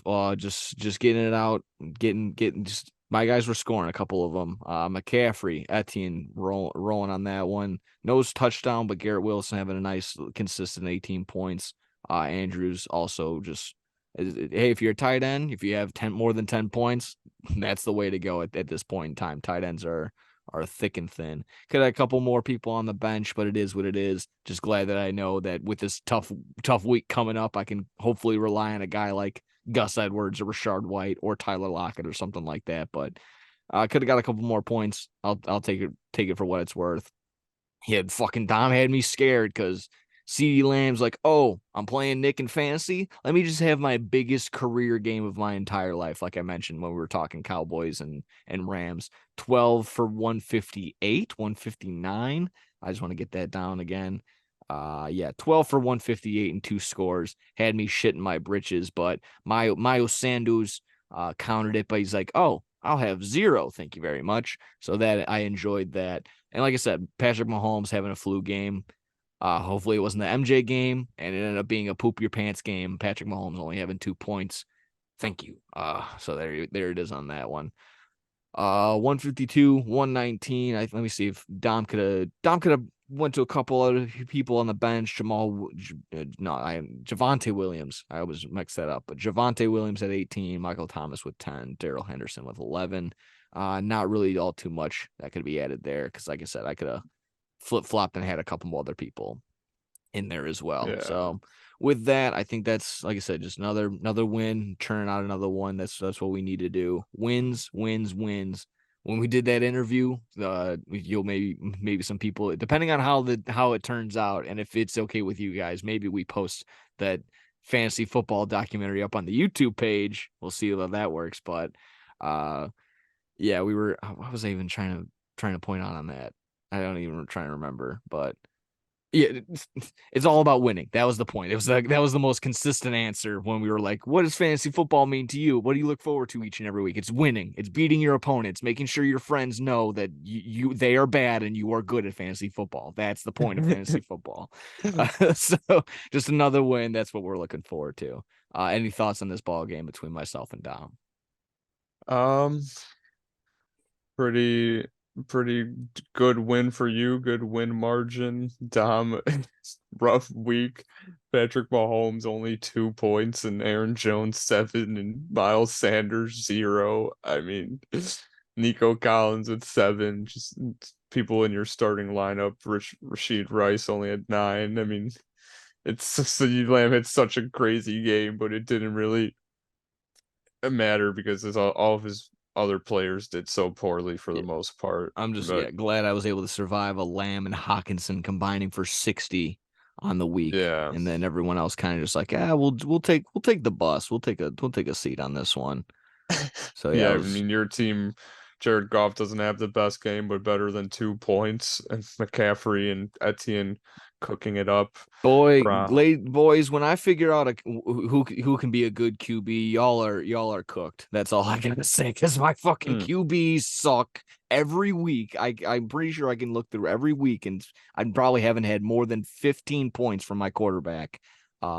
And that's that. And then I can't. And for what it's worth, everyone else seems to be getting 15 points from their kicker. I get maybe 5. So there's that. If I can find a kicking prodigy and a quarterback that can throw the ball, that's when we'll get some solid consistency. So just gonna hope and pray in the playoffs for something like that. There you have it. If you're good on that, did you want to flip flop to Alan and Pete, or did you want to talk Sebastian and Ivan? Um, I could talk Allen and Pete There we are. with That was a big matchup right there. A battle of it was 5-2 versus 4-3. Now both 5-3 after this ball game. Do you want to hmm. take the lead on this one? Yeah, Pete wins 154 to 111. Pretty big, just like yours, pretty decent win margin for Pete. Jalen Hurts and Gibby combining for 64, both cooking. Jalen Waddle also 26. Add that to their 34. I mean, shush. You were just cooking with just three players alone right there. I mean, Jalen Hurts, Mostert, and Waddle. Oh, I meant Gibbs and Waddle, but still, Pete's had some players that went off this week, and Jordan Addison, who did very well against the Packers. So those four players alone getting Pete the majority of his points. Cooper Kupp had a pretty shitty game, and Darren Waller had only 1 point. But again, when you have four Darren Waller players, was their leading receiver. Again, we were talking about that. The Giants only having what? actually tied. I believe the running back that wasn't Saquon had a catch for 4 yards as well. So Darren Waller and whoever their backup running back is tied for receiving this week for the Giants at one catch for 4 yards. I'm not making that up.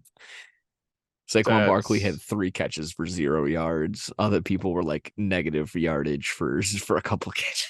It was that is brutal. horrible. I don't Tommy even DeVito, believe ladies and that. gentlemen. That's so horrible. Oh my goodness. Yeah, Pete had a very good week. Allen's players not so much. The bottom half, Downs, McMahon, his kicker had more points than everyone in his starting lineup. I mean, that's kind of crazy. He had more points than Stroud, Foreman, Pollard, Moore, More than Nakua, Kelsey. Kelsey, Olave. Oof. He had so that's a rough week for your team when and the Cowboys defense did very well this week, but just couldn't help Allen at all, really, and there wasn't much he could have done bench wise. So Pete gets a big win here. Yeah. Yeah, definitely would have wanted a little bit more from Stroud and really just between Foreman, Pollard, and Moore and Nakua, just no one was really able to get on their game. Nakua questionable. I don't know if he maybe got injured during the game, but I think he's dealing with some knee swelling and might need to take it easy in practice, says Coach Sean McVay. So watch out for that one with Puka Nakua. And then like I was also making mention to with just talking the Saints game, just Derek Carr and Olave just haven't really been able to link up. I don't think Olave has a touchdown on the year. I could be mistaken. Oh, he's got one. He's got one touchdown that came in the Patriots game where he only scored 9.2 points. So not the Hmm. craziest season so far. I thought he was gonna have a bigger uptick for Olave, but hasn't really been there. And like, yeah, just Jahmyr Gibbs had an absolute fucking career game. So that was fun. Just he had 140, 150 scrimmage yards, maybe even more, 152 on the ground, another 37 through the air, Wow. caught all 5 of his passes. He had a rushing touchdown. So yeah, he's enjoying David Montgomery being out right now. So that's to say the least. Yeah, big one for Pete, 154, 111 on that ball game. With that, any final thoughts? Unless we can switch over to Ivan and Sebastian for the final game to recap in week 8. Yeah, you can hit that one if you like, man. Sure. The biggest scoring matchup on the week, 178 to 160. And welcome to the club, Sebastian. The club of Ivan fucking beat us. So there you are. It was getting lonely. So here you are. Here's the seats all nice and warm. Come on, take a seat next to me. Come on. Hmm. Come to Papa. Either way, 178, 160. Taking a gander over at Ivan's squad. Tua had 25. AJ Brown, another game of 125 yards receiving or more. He had 34 on the day. I believe he also had a touchdown. Jamar Chase, decent. He had 25. I say decent. He had a fucking crazy day. 10 receptions for 100 yards and a touchdown. So that's just a run of the mill Jamar Chase type day. Joe Mixon also scoring on the ground. So a couple of these Bengals, they're turning out, and he could have also played all three. He could have played the trifecta and had a nice little day. Bengals had a good game against the 49ers. On the flip side, still scoring 160, but it sucks when that's not enough somehow. Justin Herbert had basically a perfect game on Sunday night against the Bears, but who wouldn't? Tyreek Hill continues to absolutely tear people apart. Over 1,000 yards through eight games, like I've already mentioned earlier at the top of the hour. And Breece Hall had that huge, what was it, 50? At least 50-yard reception for a touchdown. And that put his total up to about 22 points on the day. Only 17 yards rushing, but like I said, that huge 50-yard receiving touchdown was a bulk of his points. Uh, yeah. Any other things that I was missing? Maybe I believe, like I said, they could have maybe flip flop. Both of them could have flip flopped to their bench, but mostly a wash, if I'm not mistaken. At the end of the day, I would have to look at the optimized lineup to see who would have actually won. And it still would have been Ivan at 196 to 177. So there you have it as the optimized lineup tells you. Wow. Any thoughts on this 178 160 ball game between Ivan and Sebastian? It's just rough for Sebastian, man. He's scored, like we mentioned, he scored the highest out of all of us so far. And every week it seems like people are just go off against him. Ivan scores 178, and it's just also Sebastian, if you played me this week, I still would have beat you. I had 164, Yeah. so but Ivan cooking this week. Tua 25, AJ Brown, Jamar Chase, Joe Mixon, Ingram and Ayuk cooking. I mean, and Sebastian's players just did very well, and it just sucks when this happens because there's nothing you can do. Your team played so well, and it's just the other team played better. So it sucks because I mean, like Herbert had a perfect game, like you said, and Jacobs and Robinson did well, and Allen and Tyreek Hill and Adam Thielen, Brees Hall did great in his flex spots, and it just wasn't enough. It's definitely sucks. Yeah, I'm looking at it right now. Currently, Sebastian is the highest scorer for points for at 1,210. I am just behind by about 31 at 1,189, and you are behind. You're third at 1,160. Wow. Points against.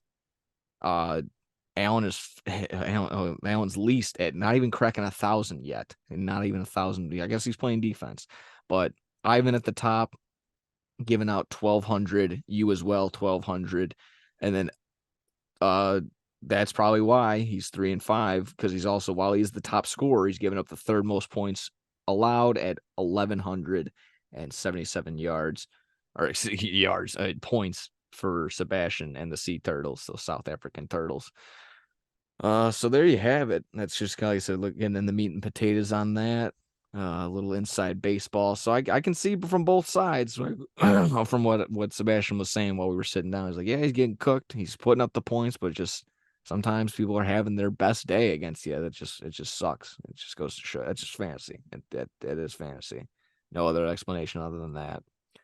100%. If you're good on that, we can quickly preview week 9 before we get to some rest of the stuff going around. Because if I'm not mistaken, the World Series Game 4 already is in first pitch. So we'll see how that game is. Yeah.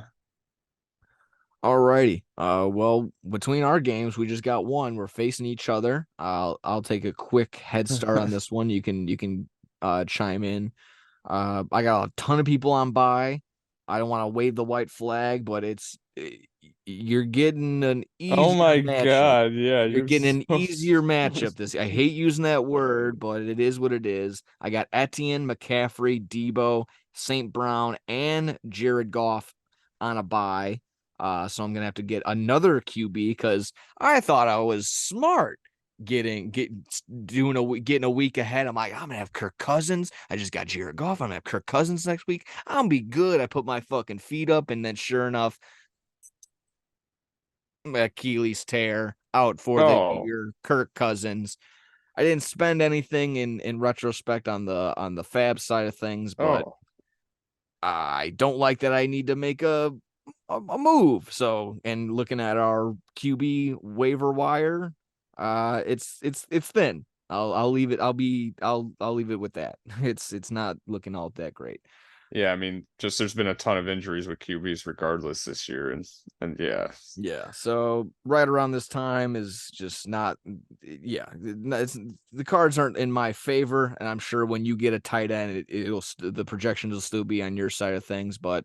We're gonna roll with who we have, and that's just when I'll get a quarterback eventually. I'm not gonna tell you who. I'm not gonna tell you because then you'll try and get them, and then you'll Yeah. steal from me, and then I'll cry. I need the quarterback. Yeah.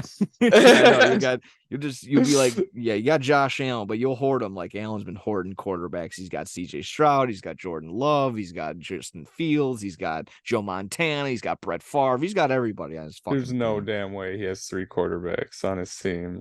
Does he really? You take a Oh look. my God. You tune in. Oh my God, Uh, Alan. yeah, like I said, I'll just real quickly go through who I got. Like I said, it's I can't trick you. Not really much to go to pivot wise. I'll go with Pacheco. I'll go with Walker. I'll go with Lockett, Pickens, Andrews, Garrett Wilson, Rashard White, Jason Sanders, my Kiku, and Ravens defense against the Seattle Seahawks. We'll see how that goes. How are you looking? What's any conundrums you got? Otherwise, you can just spew your lineup. How are you feeling this week? Um, yeah, I mean, I did not even notice all the bye weeks you had at first. So obviously, in I regards to knew from the me, draft week 9 was going to be rough. So well, I it's needed we're battling. I'm gonna fight this week. I'm 3-5. I was about to be 2-6 if I didn't win that last game, bouncing to 3-5. If I could somehow manage another win this week, I can get to 4-5 and could start getting a November streak cooking, getting a good win streak going into the Turkey Bowl, maybe I'm hoping for. So I've got great team, as I said. I'm gonna have everyone that I basically fed. Josh Allen, Kamara, Eckler, Diggs. I mean, it's people that it's like I have to have them in the lineup. Like, Oh I'm yeah. not gonna not start Metcalf. I'm not gonna not start Diggs, Eckler, Kamara. These guys have all been cooking. Hopefully they can continue it. Yeah. George Kittle's on his bye, so I'll have to figure something out with that, but I've got something in mind, so it'll be a fight this week for sure, man. Let the best man win. You've got a good team regardless of the bye week, so I'm I'm gonna not gonna put take all anything my away. money on all the tight ends that are available. You get none of it. Who are you I think dropping? I think I can't drop anybody. Yeah, I'll make sure to drop Amon St. Brown for Dalton Kincaid or something. Just kidding. There we go. Yeah.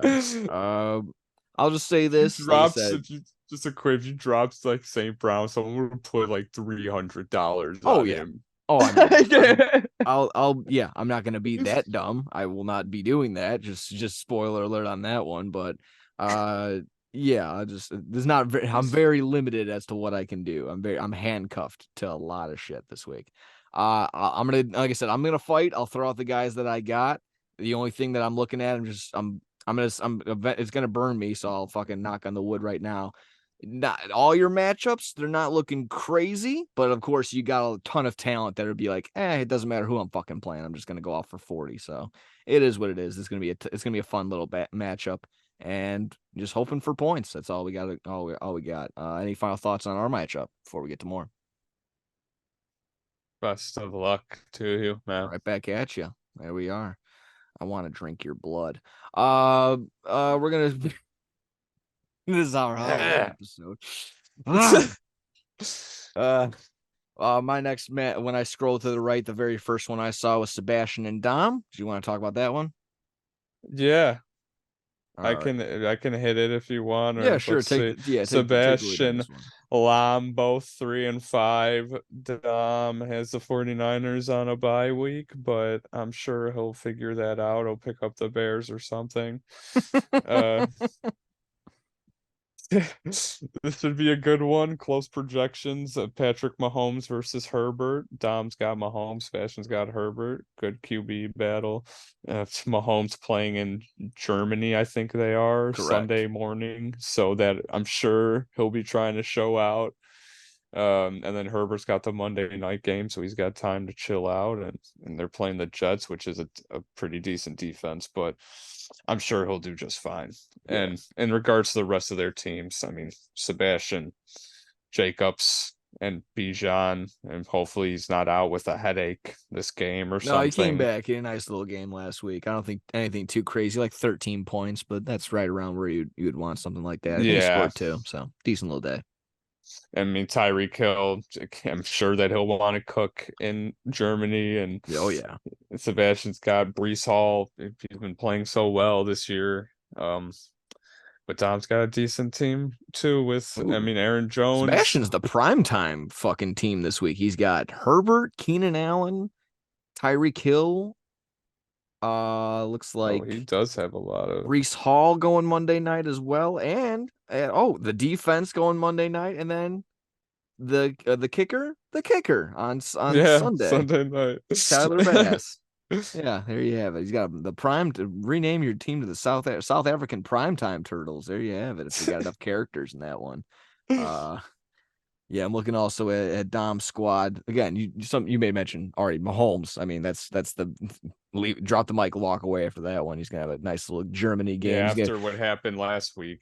give the people something to cheer for over there, other than just sadness and soccer. Yeah, Lamb should probably bounce back, a divisional matchup, but that's fun. I mean, he'll have his hook between Rushy Rice and Patrick Mahomes, and I think we were on our Culver's run, so I think we might have missed it, but apparently there Mhm. was like a big play to Rishi Rice that he probably would have had like a 60-yard touchdown for. And, I would have been upset and crying, but he just flat out dropped it. So there's possibilities that Patrick Mahomes is still looking Rishi Rice's way.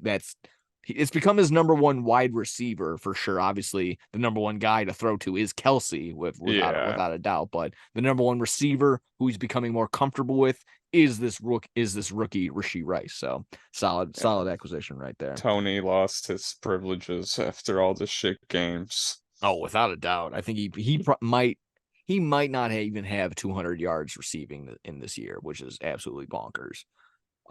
Considering like he was going to be like that wild card type guy where you make schemes around him and throw him around and he does the Yeah. jet sweep type bullshit, but he just has not showed up in the slightest.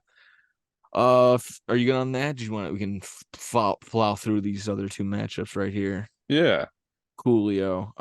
Right again, I'm just scrolling to the right. My next matchup, I see Ivan and Stinky Pete. We got Burrow versus Hurts. I'll just keep it on the same side. I don't want to make it all too confusing. For Ivan's side, he's rolling with Burrow and Mixon. He's got the Bengals squad back in there. And I guess he might not trust Tua up in Germany. That makes sense. Like, it can it's a tough ask. Like I said, I had the Jags going in London, but that's almost a home game for them. So it was a little bit easier decision for me. But he's gonna roll with Jonathan Taylor, AJ Brown, Jamar Chase. I mean, duh. That's what you're gonna go with. Going with also Ramondre Stevenson and Zay Flowers in the flex. He's gonna have to make a move for a tight end and maybe a defense. I'm not seeing any other options on his bench for one of those. So he'll be making a move for those. And on the flip side, we got Hurts, Mostert, and Kareem Hunt going for Pete, as well as Cooper Kupp and Jalen Waddle. A solid tandem right there. I mean, Coop and Waddle versus Brown and Jamar Chase. I mean, these wide receiver matchups every week just get bonkers. You might have to look out for Darren Waller. I don't know if he's going to actually be going down or if he's going to actually be playing, but something to consider. But that'll be a revenge game if he does go. Giants versus Raiders on a Sunday afternoon. So that might be just enough to keep him in that lineup if his knee or however way he went out in that game against in the last week's game against the Jets. Also going with Pittman, Jordan Addison, and the Eagles defense might have to roll with a new kicker with the 49ers on a bye. Should be fun. Should be interesting. A little light, I will say, a little light on the running back side for Pete. He might already need to recognize that. I don't need to say anything, but again, when you got Cooper Kupp and Jalen Waddle, that might be just enough to counter that. And then on the flip side, just like I said, got a nice little solid with AJ Brown and Jamar Chase and Jonathan Taylor. Can't go wrong there. Any thoughts on this ball game between Pete and Ivan? Um, uh, it will be a battle per usual in our league, as I Yeah. always say. They've got close projections. Ivan's gonna have to again bank on the Bengals having a good game against the Bills this week, or else it's gonna be rough for him. I mean, Yeah. that's just how And it goes. it'll also clear itself up as when the waiver wires clear as a more clear starting line for both of these guys. Yeah, For that's everyone true. everyone in That's true. general, obviously. Yeah, if you're good on that, we can finish off with the Battle of the Allens, Alan Ochino and Alan Jaffrey, AJ versus the Stork Boy. How we feeling on Yeah. that? And let's see. Alan and AJ going head to head. Alan's 5-3, AJ 4-4.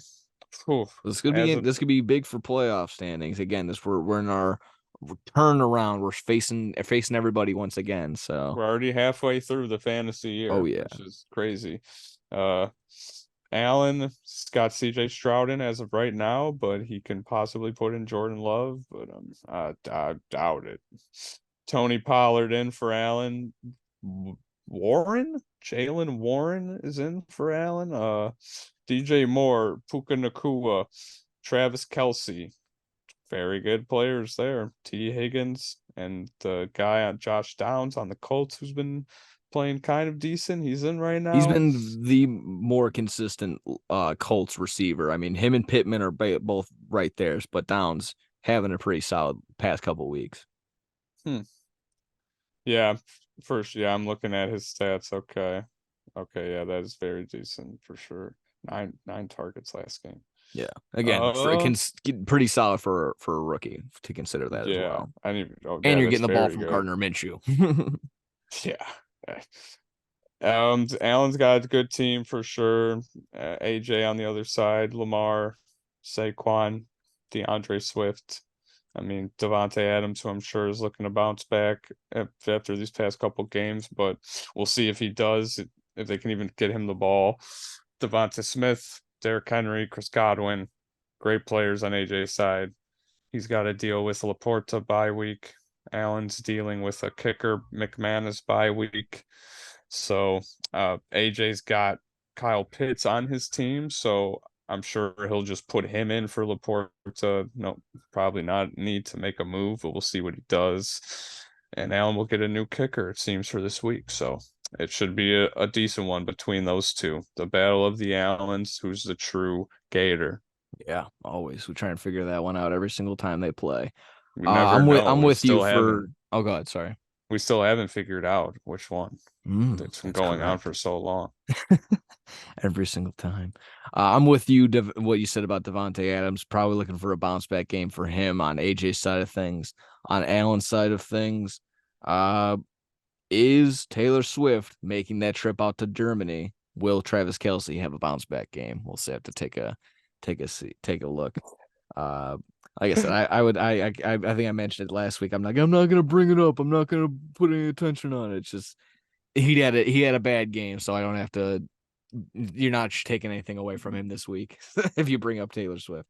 Either way, that seems like a fun game. Always looking forward to fantasy.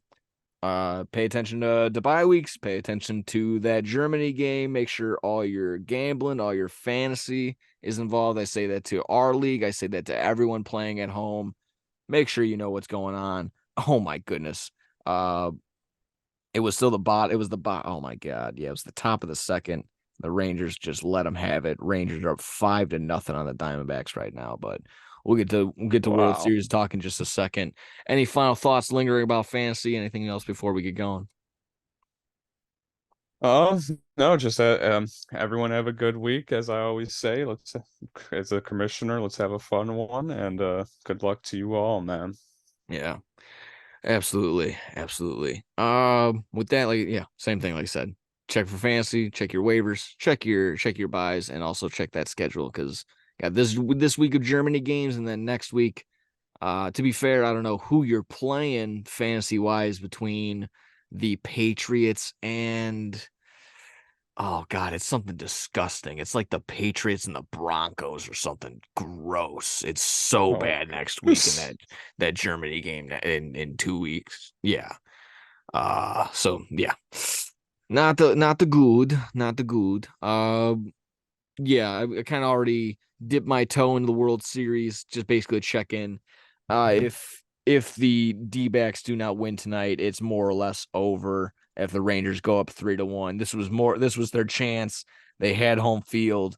They had Adolis Garcia not in the Rangers lineup, and it's not looking too good right now. With if Scherzer's dealing, then it's not going to be a good night. But actually, that happened last night, and it didn't look good. Andrew Heaney coming in, I guess, is a bullpen game, bullpen game for both teams, and that sucks. And if we had more time, we could maybe sit here and linger on stuff like that. But any thoughts on your mind with this World Series right now? You know, game one was the lowest rated World Series in terms of viewership in a long time.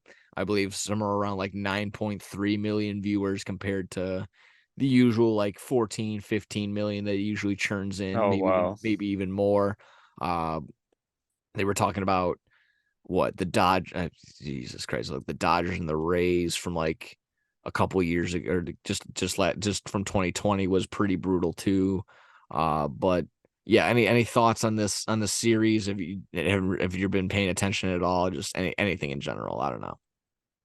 Yeah, I've partially seen stuff here and there. I mean, like that's what happens when these big market teams aren't in the finals or the World Series. I mean, not as many people are interested, unfortunately, regardless of the talent that's on the team or not. So, I mean, what I've seen has been cool, but yeah, I mean, if it ends in like a 4-1 win for the Rangers, or that just kind of sucks. I wish it would Yeah, kind of be more competitive, but boring on paper for sure. And then I don't know if yeah. you were also looking or just looking around Twitter or just the sports social media in general. Just the umpiring last night's game was atrocious, and it's not safe to say that the Diamondbacks were getting cooked. They were both. It was on both sides. There was a lot of calls on the D-back side. It just so happened to be that way.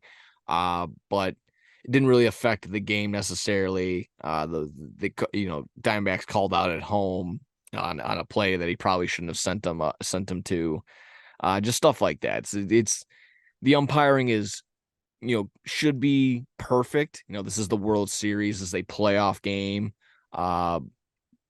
But it didn't necessarily affect the outcome of last night's game three. So yeah, that's basically been that. Like I said, catching in when I can, catching in when we can. If we weren't recording, I definitely would be watching it. But it's been tough. It's been a tough one to just sit there, digest, and not change between channels. Of course, Monday was a sports equinox, so I had the Lions and Raiders on a majority on my TV.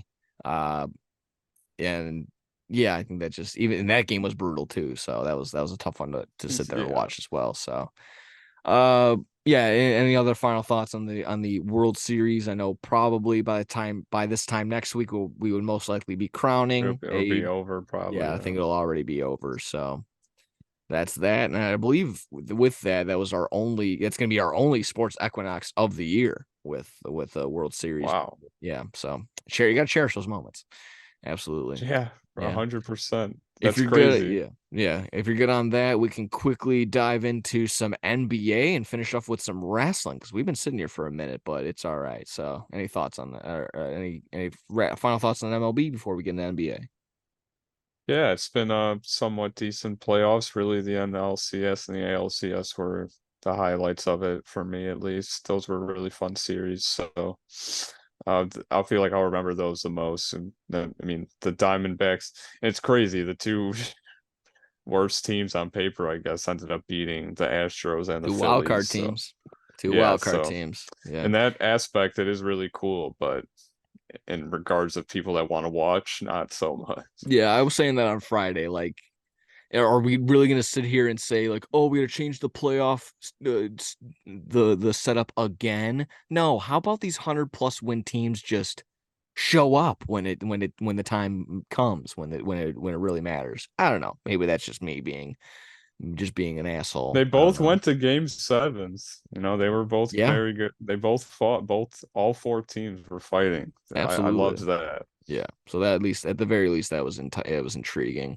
Would it be better necessarily if it was Astros Phillies? Maybe that multiverse is getting a couple more million viewers than this Rangers Diamondbacks series, but that's baseball. You play 162 and then all these playoff games for a reason. Is it necessarily going to be the best team that wins? I don't know. That's not for you to determine. This team won that year. That's baseball. Also, there was just something wild or random that I saw with the Astros and the Texas Rangers series Yeah. on just in regards to DraftKings. The plus money team won every game that Yeah, the series. road So if team you won every single game in that yeah, series. So that so yeah, if it you would makes bet on the plus money team every game, you could have just cooked up some money oh that yeah. that series. Duh, you can just keep going that over for the next time. Just yeah, that would have been doubling down the next time. Yeah, that would have been nuts.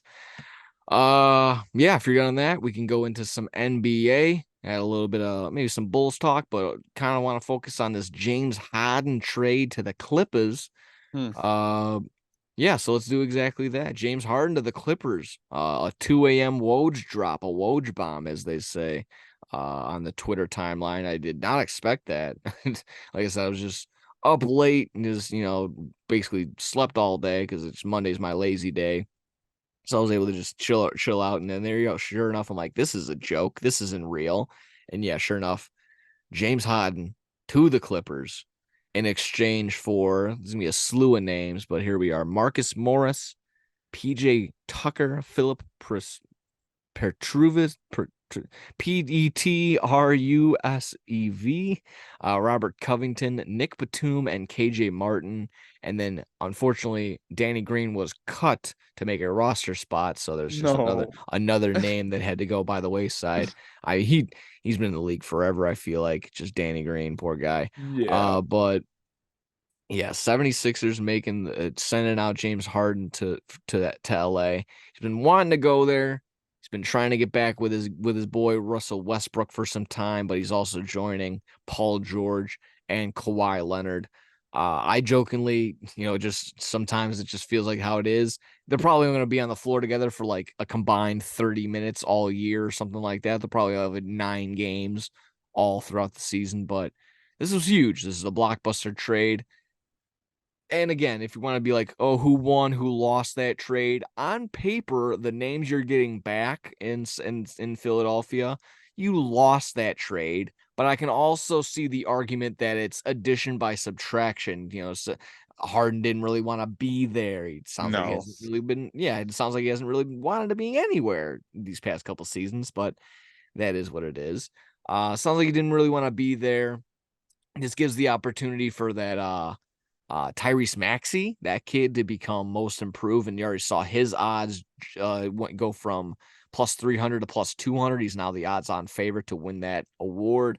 The odds for the 76ers to win the championship went down, went from plus 2,000 to plus 3,000, went up. The Either way, Clippers changed. I saw it changed on like 1,000. They were like plus 2,500 or something. Changed to plus wow. 1,400 or some shit for That's a the Clippers huge, after huge that. uptick. Huge one for the Clippers. And I don't know, they're starting out of the gate, but probably a little, I would think at least 2-2, if not 3-1 or something like And that I mean, on the on year. paper, that team sounds disgusting. They have James Harden, Russell Westbrook, Paul George, and Kawhi Leonard all on the same team. Like that sounds Yeah. like an all-star team. Like that's Yes, crazy. absolutely. You can be like, oh, 5 years ago that team goes 82-0, or you can be like, oh, there's only one ball. This is a stacked ass team. This is a stacked roster. Yeah. I know they I gave mean, up you a could say like, sorry, I don't mean to cut you oh off, but god. it's like you could literally have like Kawhi Leonard and Paul George starting, and like just theoretic, of course, but like Harden and Westbrook be coming off the bench. You could have like two starting lineups like right there. That's not even a bench anymore. That's Yeah. like, oh shit, now we have to deal with Harden and Westbrook. Yeah. Like it's like they have a crazy team if We they have can make it starters work. A and starters B coming out for you. And I mean, of Yeah. course, like you just said, that would be crazy to just set up your lineup like that. But of course, you're going to get most likely all four. I mean, maybe Westbrook off the bench still, but for sure going to get Hmm. Harden, Leonard, and Paul George all going at the same time. That's going to be Still, a yeah, that's huge. wild. Yeah. Russell Westbrook's your backup point guard, just running the bench. Like that's crazy. Just more adding just more added to the west side of things. I mean, Golden State's already still top contenders. Denver might still have everyone's number, sure, but everyone keeps throwing out the Lakers. But LeBron James is only going to play 27 minutes a night, and Anthony Davis is a giant pussy, so that's just not going to be a factor. Uh, Oh, and then Sacramento might even still be thirsty and want to be at the top of the game. Like that I was here, we were saying this during the preview, just me trying to have a take, just to have a take. I was like, maybe the Sacramento Kings fall off a bit, but being a number 1 seed is going to be so important to them because they haven't been there forever. So a young team like that is still going to strive for high seeds and want to win every single night, not be like, we're going to be there eventually. No, they're just going to want to win and run up the score. So Sacramento might be up there. So West side, West Coast, Western Conference, stacked to the gills. And this is just absolutely insane. Like I said, I wanted to take the time and be like, maybe a hoorah, nice little check in on the Bulls, but this took the cake. I already kind of any other final thoughts on this trade? No, I mean, it was a wild, crazy trade to get done right now, and we knew Harden didn't want to be there, so I was curious how it was going to go down, and this was out of nowhere. So go down the Clippers, and Steve Ballmer, I think is his name, the owner of the The Clippers. Microsoft guy, he's going He's crazy, just probably. wild. Yeah, so I bet he was like, James Harden. He's just slapping his bald head or something. They got that new arena that they just built, so they'll all be cooking there without a doubt. Like I said, I wanted to take some time and focus on the Bulls, but that was the big news, the big trade that underswept everything. So I'll take just a couple minutes on the Bulls really quick. I guess that team meeting ended up working out decent. They're 2-1 since the team meeting, 2-2 start right now. A good win last night against the Pacers. Kind of snuck one out, maybe depending on how you're looking at it. Solid performance from Zach LaVine, wasted his 52 point performance the other night against the Detroit Pistons, but team wins. That's what we're looking forward to. And again, I haven't been able to watch a ton of Bulls basketball, so I don't want to be too hard and to make too crazy takes right now and go out on a limb on anything like that right now. But there was that little scuffle in that Pacers game the other night, last night. Even though everyone knows, like, you get off the bench, you're gonna get fined. You do this, you can do anything, you're gonna get fined by the National Basketball Association. Everyone got up off the Bulls bench and supported Zach LaVine when they got just a little, just boys will be boys type bullshit on the court. He's going for the ball, trying to rip it out of his hands. People get in his face. He gets pushed. Everyone came off there. So even though everyone's going to get fined for leaving the bench, that just shows me that squad is together. There's that camaraderie together. There is that brotherly love right there. So again, don't like that they're making that boneheaded decision of save your money, whatever. That's good. That shows me that they care about one another. They want to be there. So that's what I took away from there. At least I just want to be a little bit positive on the optimistic side of the Bulls for once. So that's what I took away. Like I said, I'm going to try and watch as much Bulls basketball. I think they're playing right now as we're speaking. But that's gonna be the goal. So any takeaways from you these past 4 games from the Chicago Bulls? I'll be honest, I haven't kept up too much with them. I saw the first couple games, but I'm hoping that it's been looking good for them so far. I saw the Caruso game winning 3 the other day. That was cool. Fun. And Patrick Williams was just disappointed on the bench, so did not like that. But Bulls, I hope that I know that they're not going to be contenders like we've said, but as long as they can win these games and we can have a fun little season, this in-season tournament is coming up, so maybe if we can cook around now and even it'd be wild if maybe we can make a run in this in-season tournament, but we'll see what happens. Maybe I can talk on Friday if the Bulls so do anything else, but the ongoing narratives as of right now have been that game 1 team meeting, Kobe White / Patrick Williams not performing all that well, more on the Patrick Williams side of things. That 0-point performance was absolutely just unforgivable. His overall demeanor, him just not really improving as of these 4 games has kind of been, in my mind, the narrative. And then just overall, Zach and DeMar's performances. Hopefully that can just continue to be the way. That's been what I've been keeping up with the Bulls as of right now. So hopefully more positive things for the time being. And that's that for at least for a little bit now. With that, got like I said, just want to wrap up in a couple more minutes. Just want to talk quickly on some wrestling side of things, and then we'll wrap this bad boy up. How's that sound? Sounds good. Coolio. So like I said, just roll through the wrestling reactions really quick. I always do the bad karma wrestling stuff, so maybe a more deep dive coming up later on the week with these results and maybe some more MJF Omega talk. But just content alert, be on the lookout.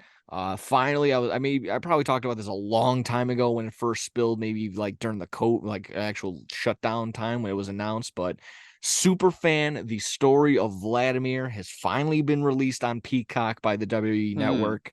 Like I said, I heard about this. So I feel like it was right around COVID time that they were in the works and finally had it, but they just shelved it for whatever reason. But finally available now. If you don't know who I'm talking about, if you look back in the day, there's always that one guy that isn't the green shirt guy or the sign guy from mid 2000s and of now. Back in the day, super fan as in the title, Vladimir. Insert his last name. I'm gonna butcher the shit out of it, even if it was in front of me. But take the time. I'm gonna go watch it. One of those little things probably gonna tell you how he's been there, his favorite moments, and just all the memorable moments that he's been at. So tons of WrestleManias, tons of pay-per-views, everything else in between. So probably good watch right there. Quickly, what else on the content side? I was listening to Joe Rogan this past week. He had the Brothers That Made Talk to Me.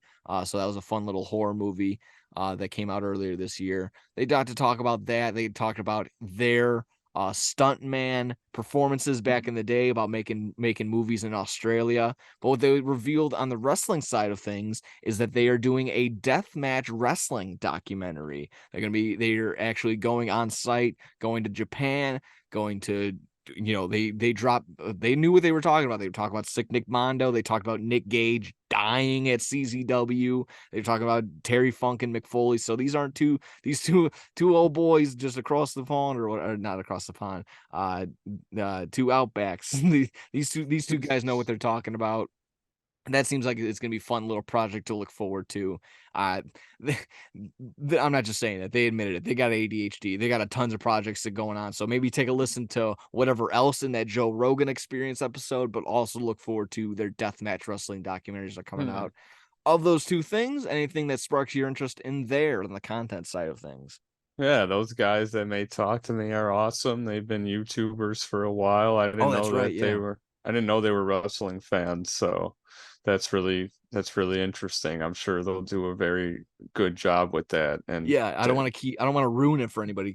Obviously people take the time to go listen to it, but they said growing up, he was probably rough being a friend of mine because you were there like needed to be over there making a movie, being a part of like one of their films, or they just like fought and did wrestling moves in their backyard and in their basement. So honestly, I can kind of relate to that childhood. That was similar to what we did. Just we made stupid videos of us imitating jackass stunts, and then we would just beat the shit out of each other in each other's basements. So that's basically what we did.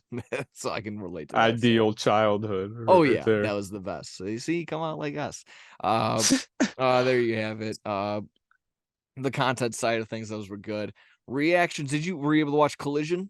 Were you able to? I'll say I did not see it, but Okay, I mean I I know we will. have to talk about this, I'm not so gonna. I won't linger on it too long. Then I will simply say what everybody else said. Fucking phenomenal. These two wow. know how to tell a story, and I don't care. You have all the old heads be like Omega this, and he jumps, and he's made it all a gymnastic report. This match was fucking awesome. I'll leave it at that. I don't. I will get. I'll get more into it with our co-host Double D Dykstra on Bad Karma Wrestling, but this was awesome. So take the time whenever you can. I still have it saved. I might even rewatch it. It was such a good match. Overall, a solid collision, and it just leads to that. So I'm not worried about ratings. I'm not worried about anything like that. I watched it. I enjoyed it. Others should too. So I'll leave it at that. Hopefully again that maybe entices you enough to get it going. But you were already gonna watch it because that's your guy Yeah. Omega. And it's a solid performer in MJF. I was gonna, yeah, I'm sure I was gonna catch it sometime soon. I just did not see it yet, so I'm glad. There's been a lot It's of a lot of stuff's been going on. A lot of stuff that yeah, and then that uh, Halloween weekend, you had your brother's birthday. You got some catching up to do. You haven't been able to sit yeah. down in front of the telly. We've fallen behind on a couple stuff. Yeah, you got your big brother. You got it. We got everything. Gen V. I did watch Dune yesterday. I've never seen Oh, there that you go. before. That Yeah, I was haven't. really Yeah, cool. there you go.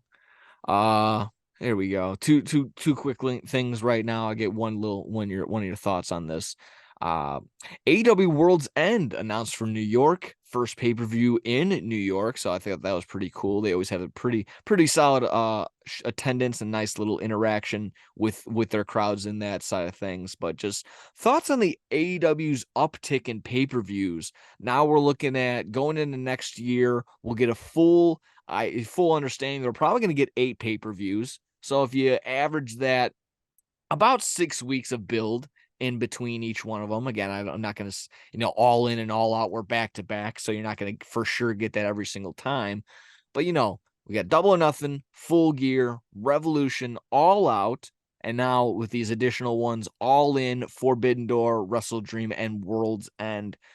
I'm on the side of course, more wrestling content, more pay-per-view quality matches for pay-per-views. I'm all for it. I also just don't want to get taxed out, kind of like how we are already. We're falling back on rampages and collisions and dynamites and stuff like that. Hopefully, whatever that is going on, the storylines can be enticing enough to just stay there. So I'm sure Tony Khan will every time we're like, oh man, there's a pay-per-view right around the corner and there's nothing built up. In a matter of like 3 seconds, there's 4 pay-per-view matches that should be on just on one card, let alone just all on the same card. And we're like, wow, how did he do it again? So I'm sure TK will be able to manage, but what are your thoughts on having 8 pay-per-views for AEW for the foreseeable future? Um, I'm not at first I wasn't too huge on it because I love the time delay they take and I like how important the paper they make them feel. But I mean, if HBO and Warner Bros. Or whoever, if they want them to do more pay-per-views, then so be it, man. I'm sure I'll be watching all of them regardless. So I'm an AEW fan. I love them, and all the pay-per-views they've never disappointed with any. So I just keep giving us those quality pay-per-views, and I'll be watching. And just got done talking about Omega and MJF. We're getting pay-per-view quality main events on free TV still. You're Yeah, still gonna get, again, we're not gonna say that they're number one, but the battle of the belts. So what are those, the fighter fest, the free TV stuff will still be there. It's just more laid on there. So hopefully, again, just get as the time will tell. The only other thing before I get in the last one was just your quick thoughts on, and I haven't confirmed it for sure, but I saw Jerry Lynn tweet it, so it's like almost like I hate when it's like trust me, bro, is the source, but it's Jerry Lynn ultimately kind of came out and said that, like, confirmed that Tony Khan is no longer telling talent their long-term booking in the hopes that that information will no longer get leaked to dirt sheets. Are you for or against that? How are you feeling on that? Hmm. Wait, so he does not going to tell them how stories end or So I don't think, how yeah. So I think they'll get somewhat of an idea of what's going to be going on, but at the risk of people just telling everybody everywhere, pro wrestling, this, that, the other.com, or the just whatever dirt sheets, they're just not going to tell them the long term good, story that they have. So you're good, you're you're pro that. Okay, that sounds good. I was on that same side. Maybe you can tell MJF the long-term story because I doubt he knows how the business works, but I'm not going to tell I'm going to stray away from telling guys that are like Nick Nemeth or something like that his long-term storytelling because he's probably going to end up fucking telling somebody. It's not worth it. So I'm okay with that. Uh don't leave your talent lingering waiting in the wings, but also, just it make it not, can't fuck everything up. That's what I'm just saying. The internet Yeah. can't know everything. I'll get more on that to come later. I just want to finish off on a nice little note, a nice little story. It comes from an unfortunate uh standpoint, but it is still just a nice gesture, classy gesture from Laurel Middle School.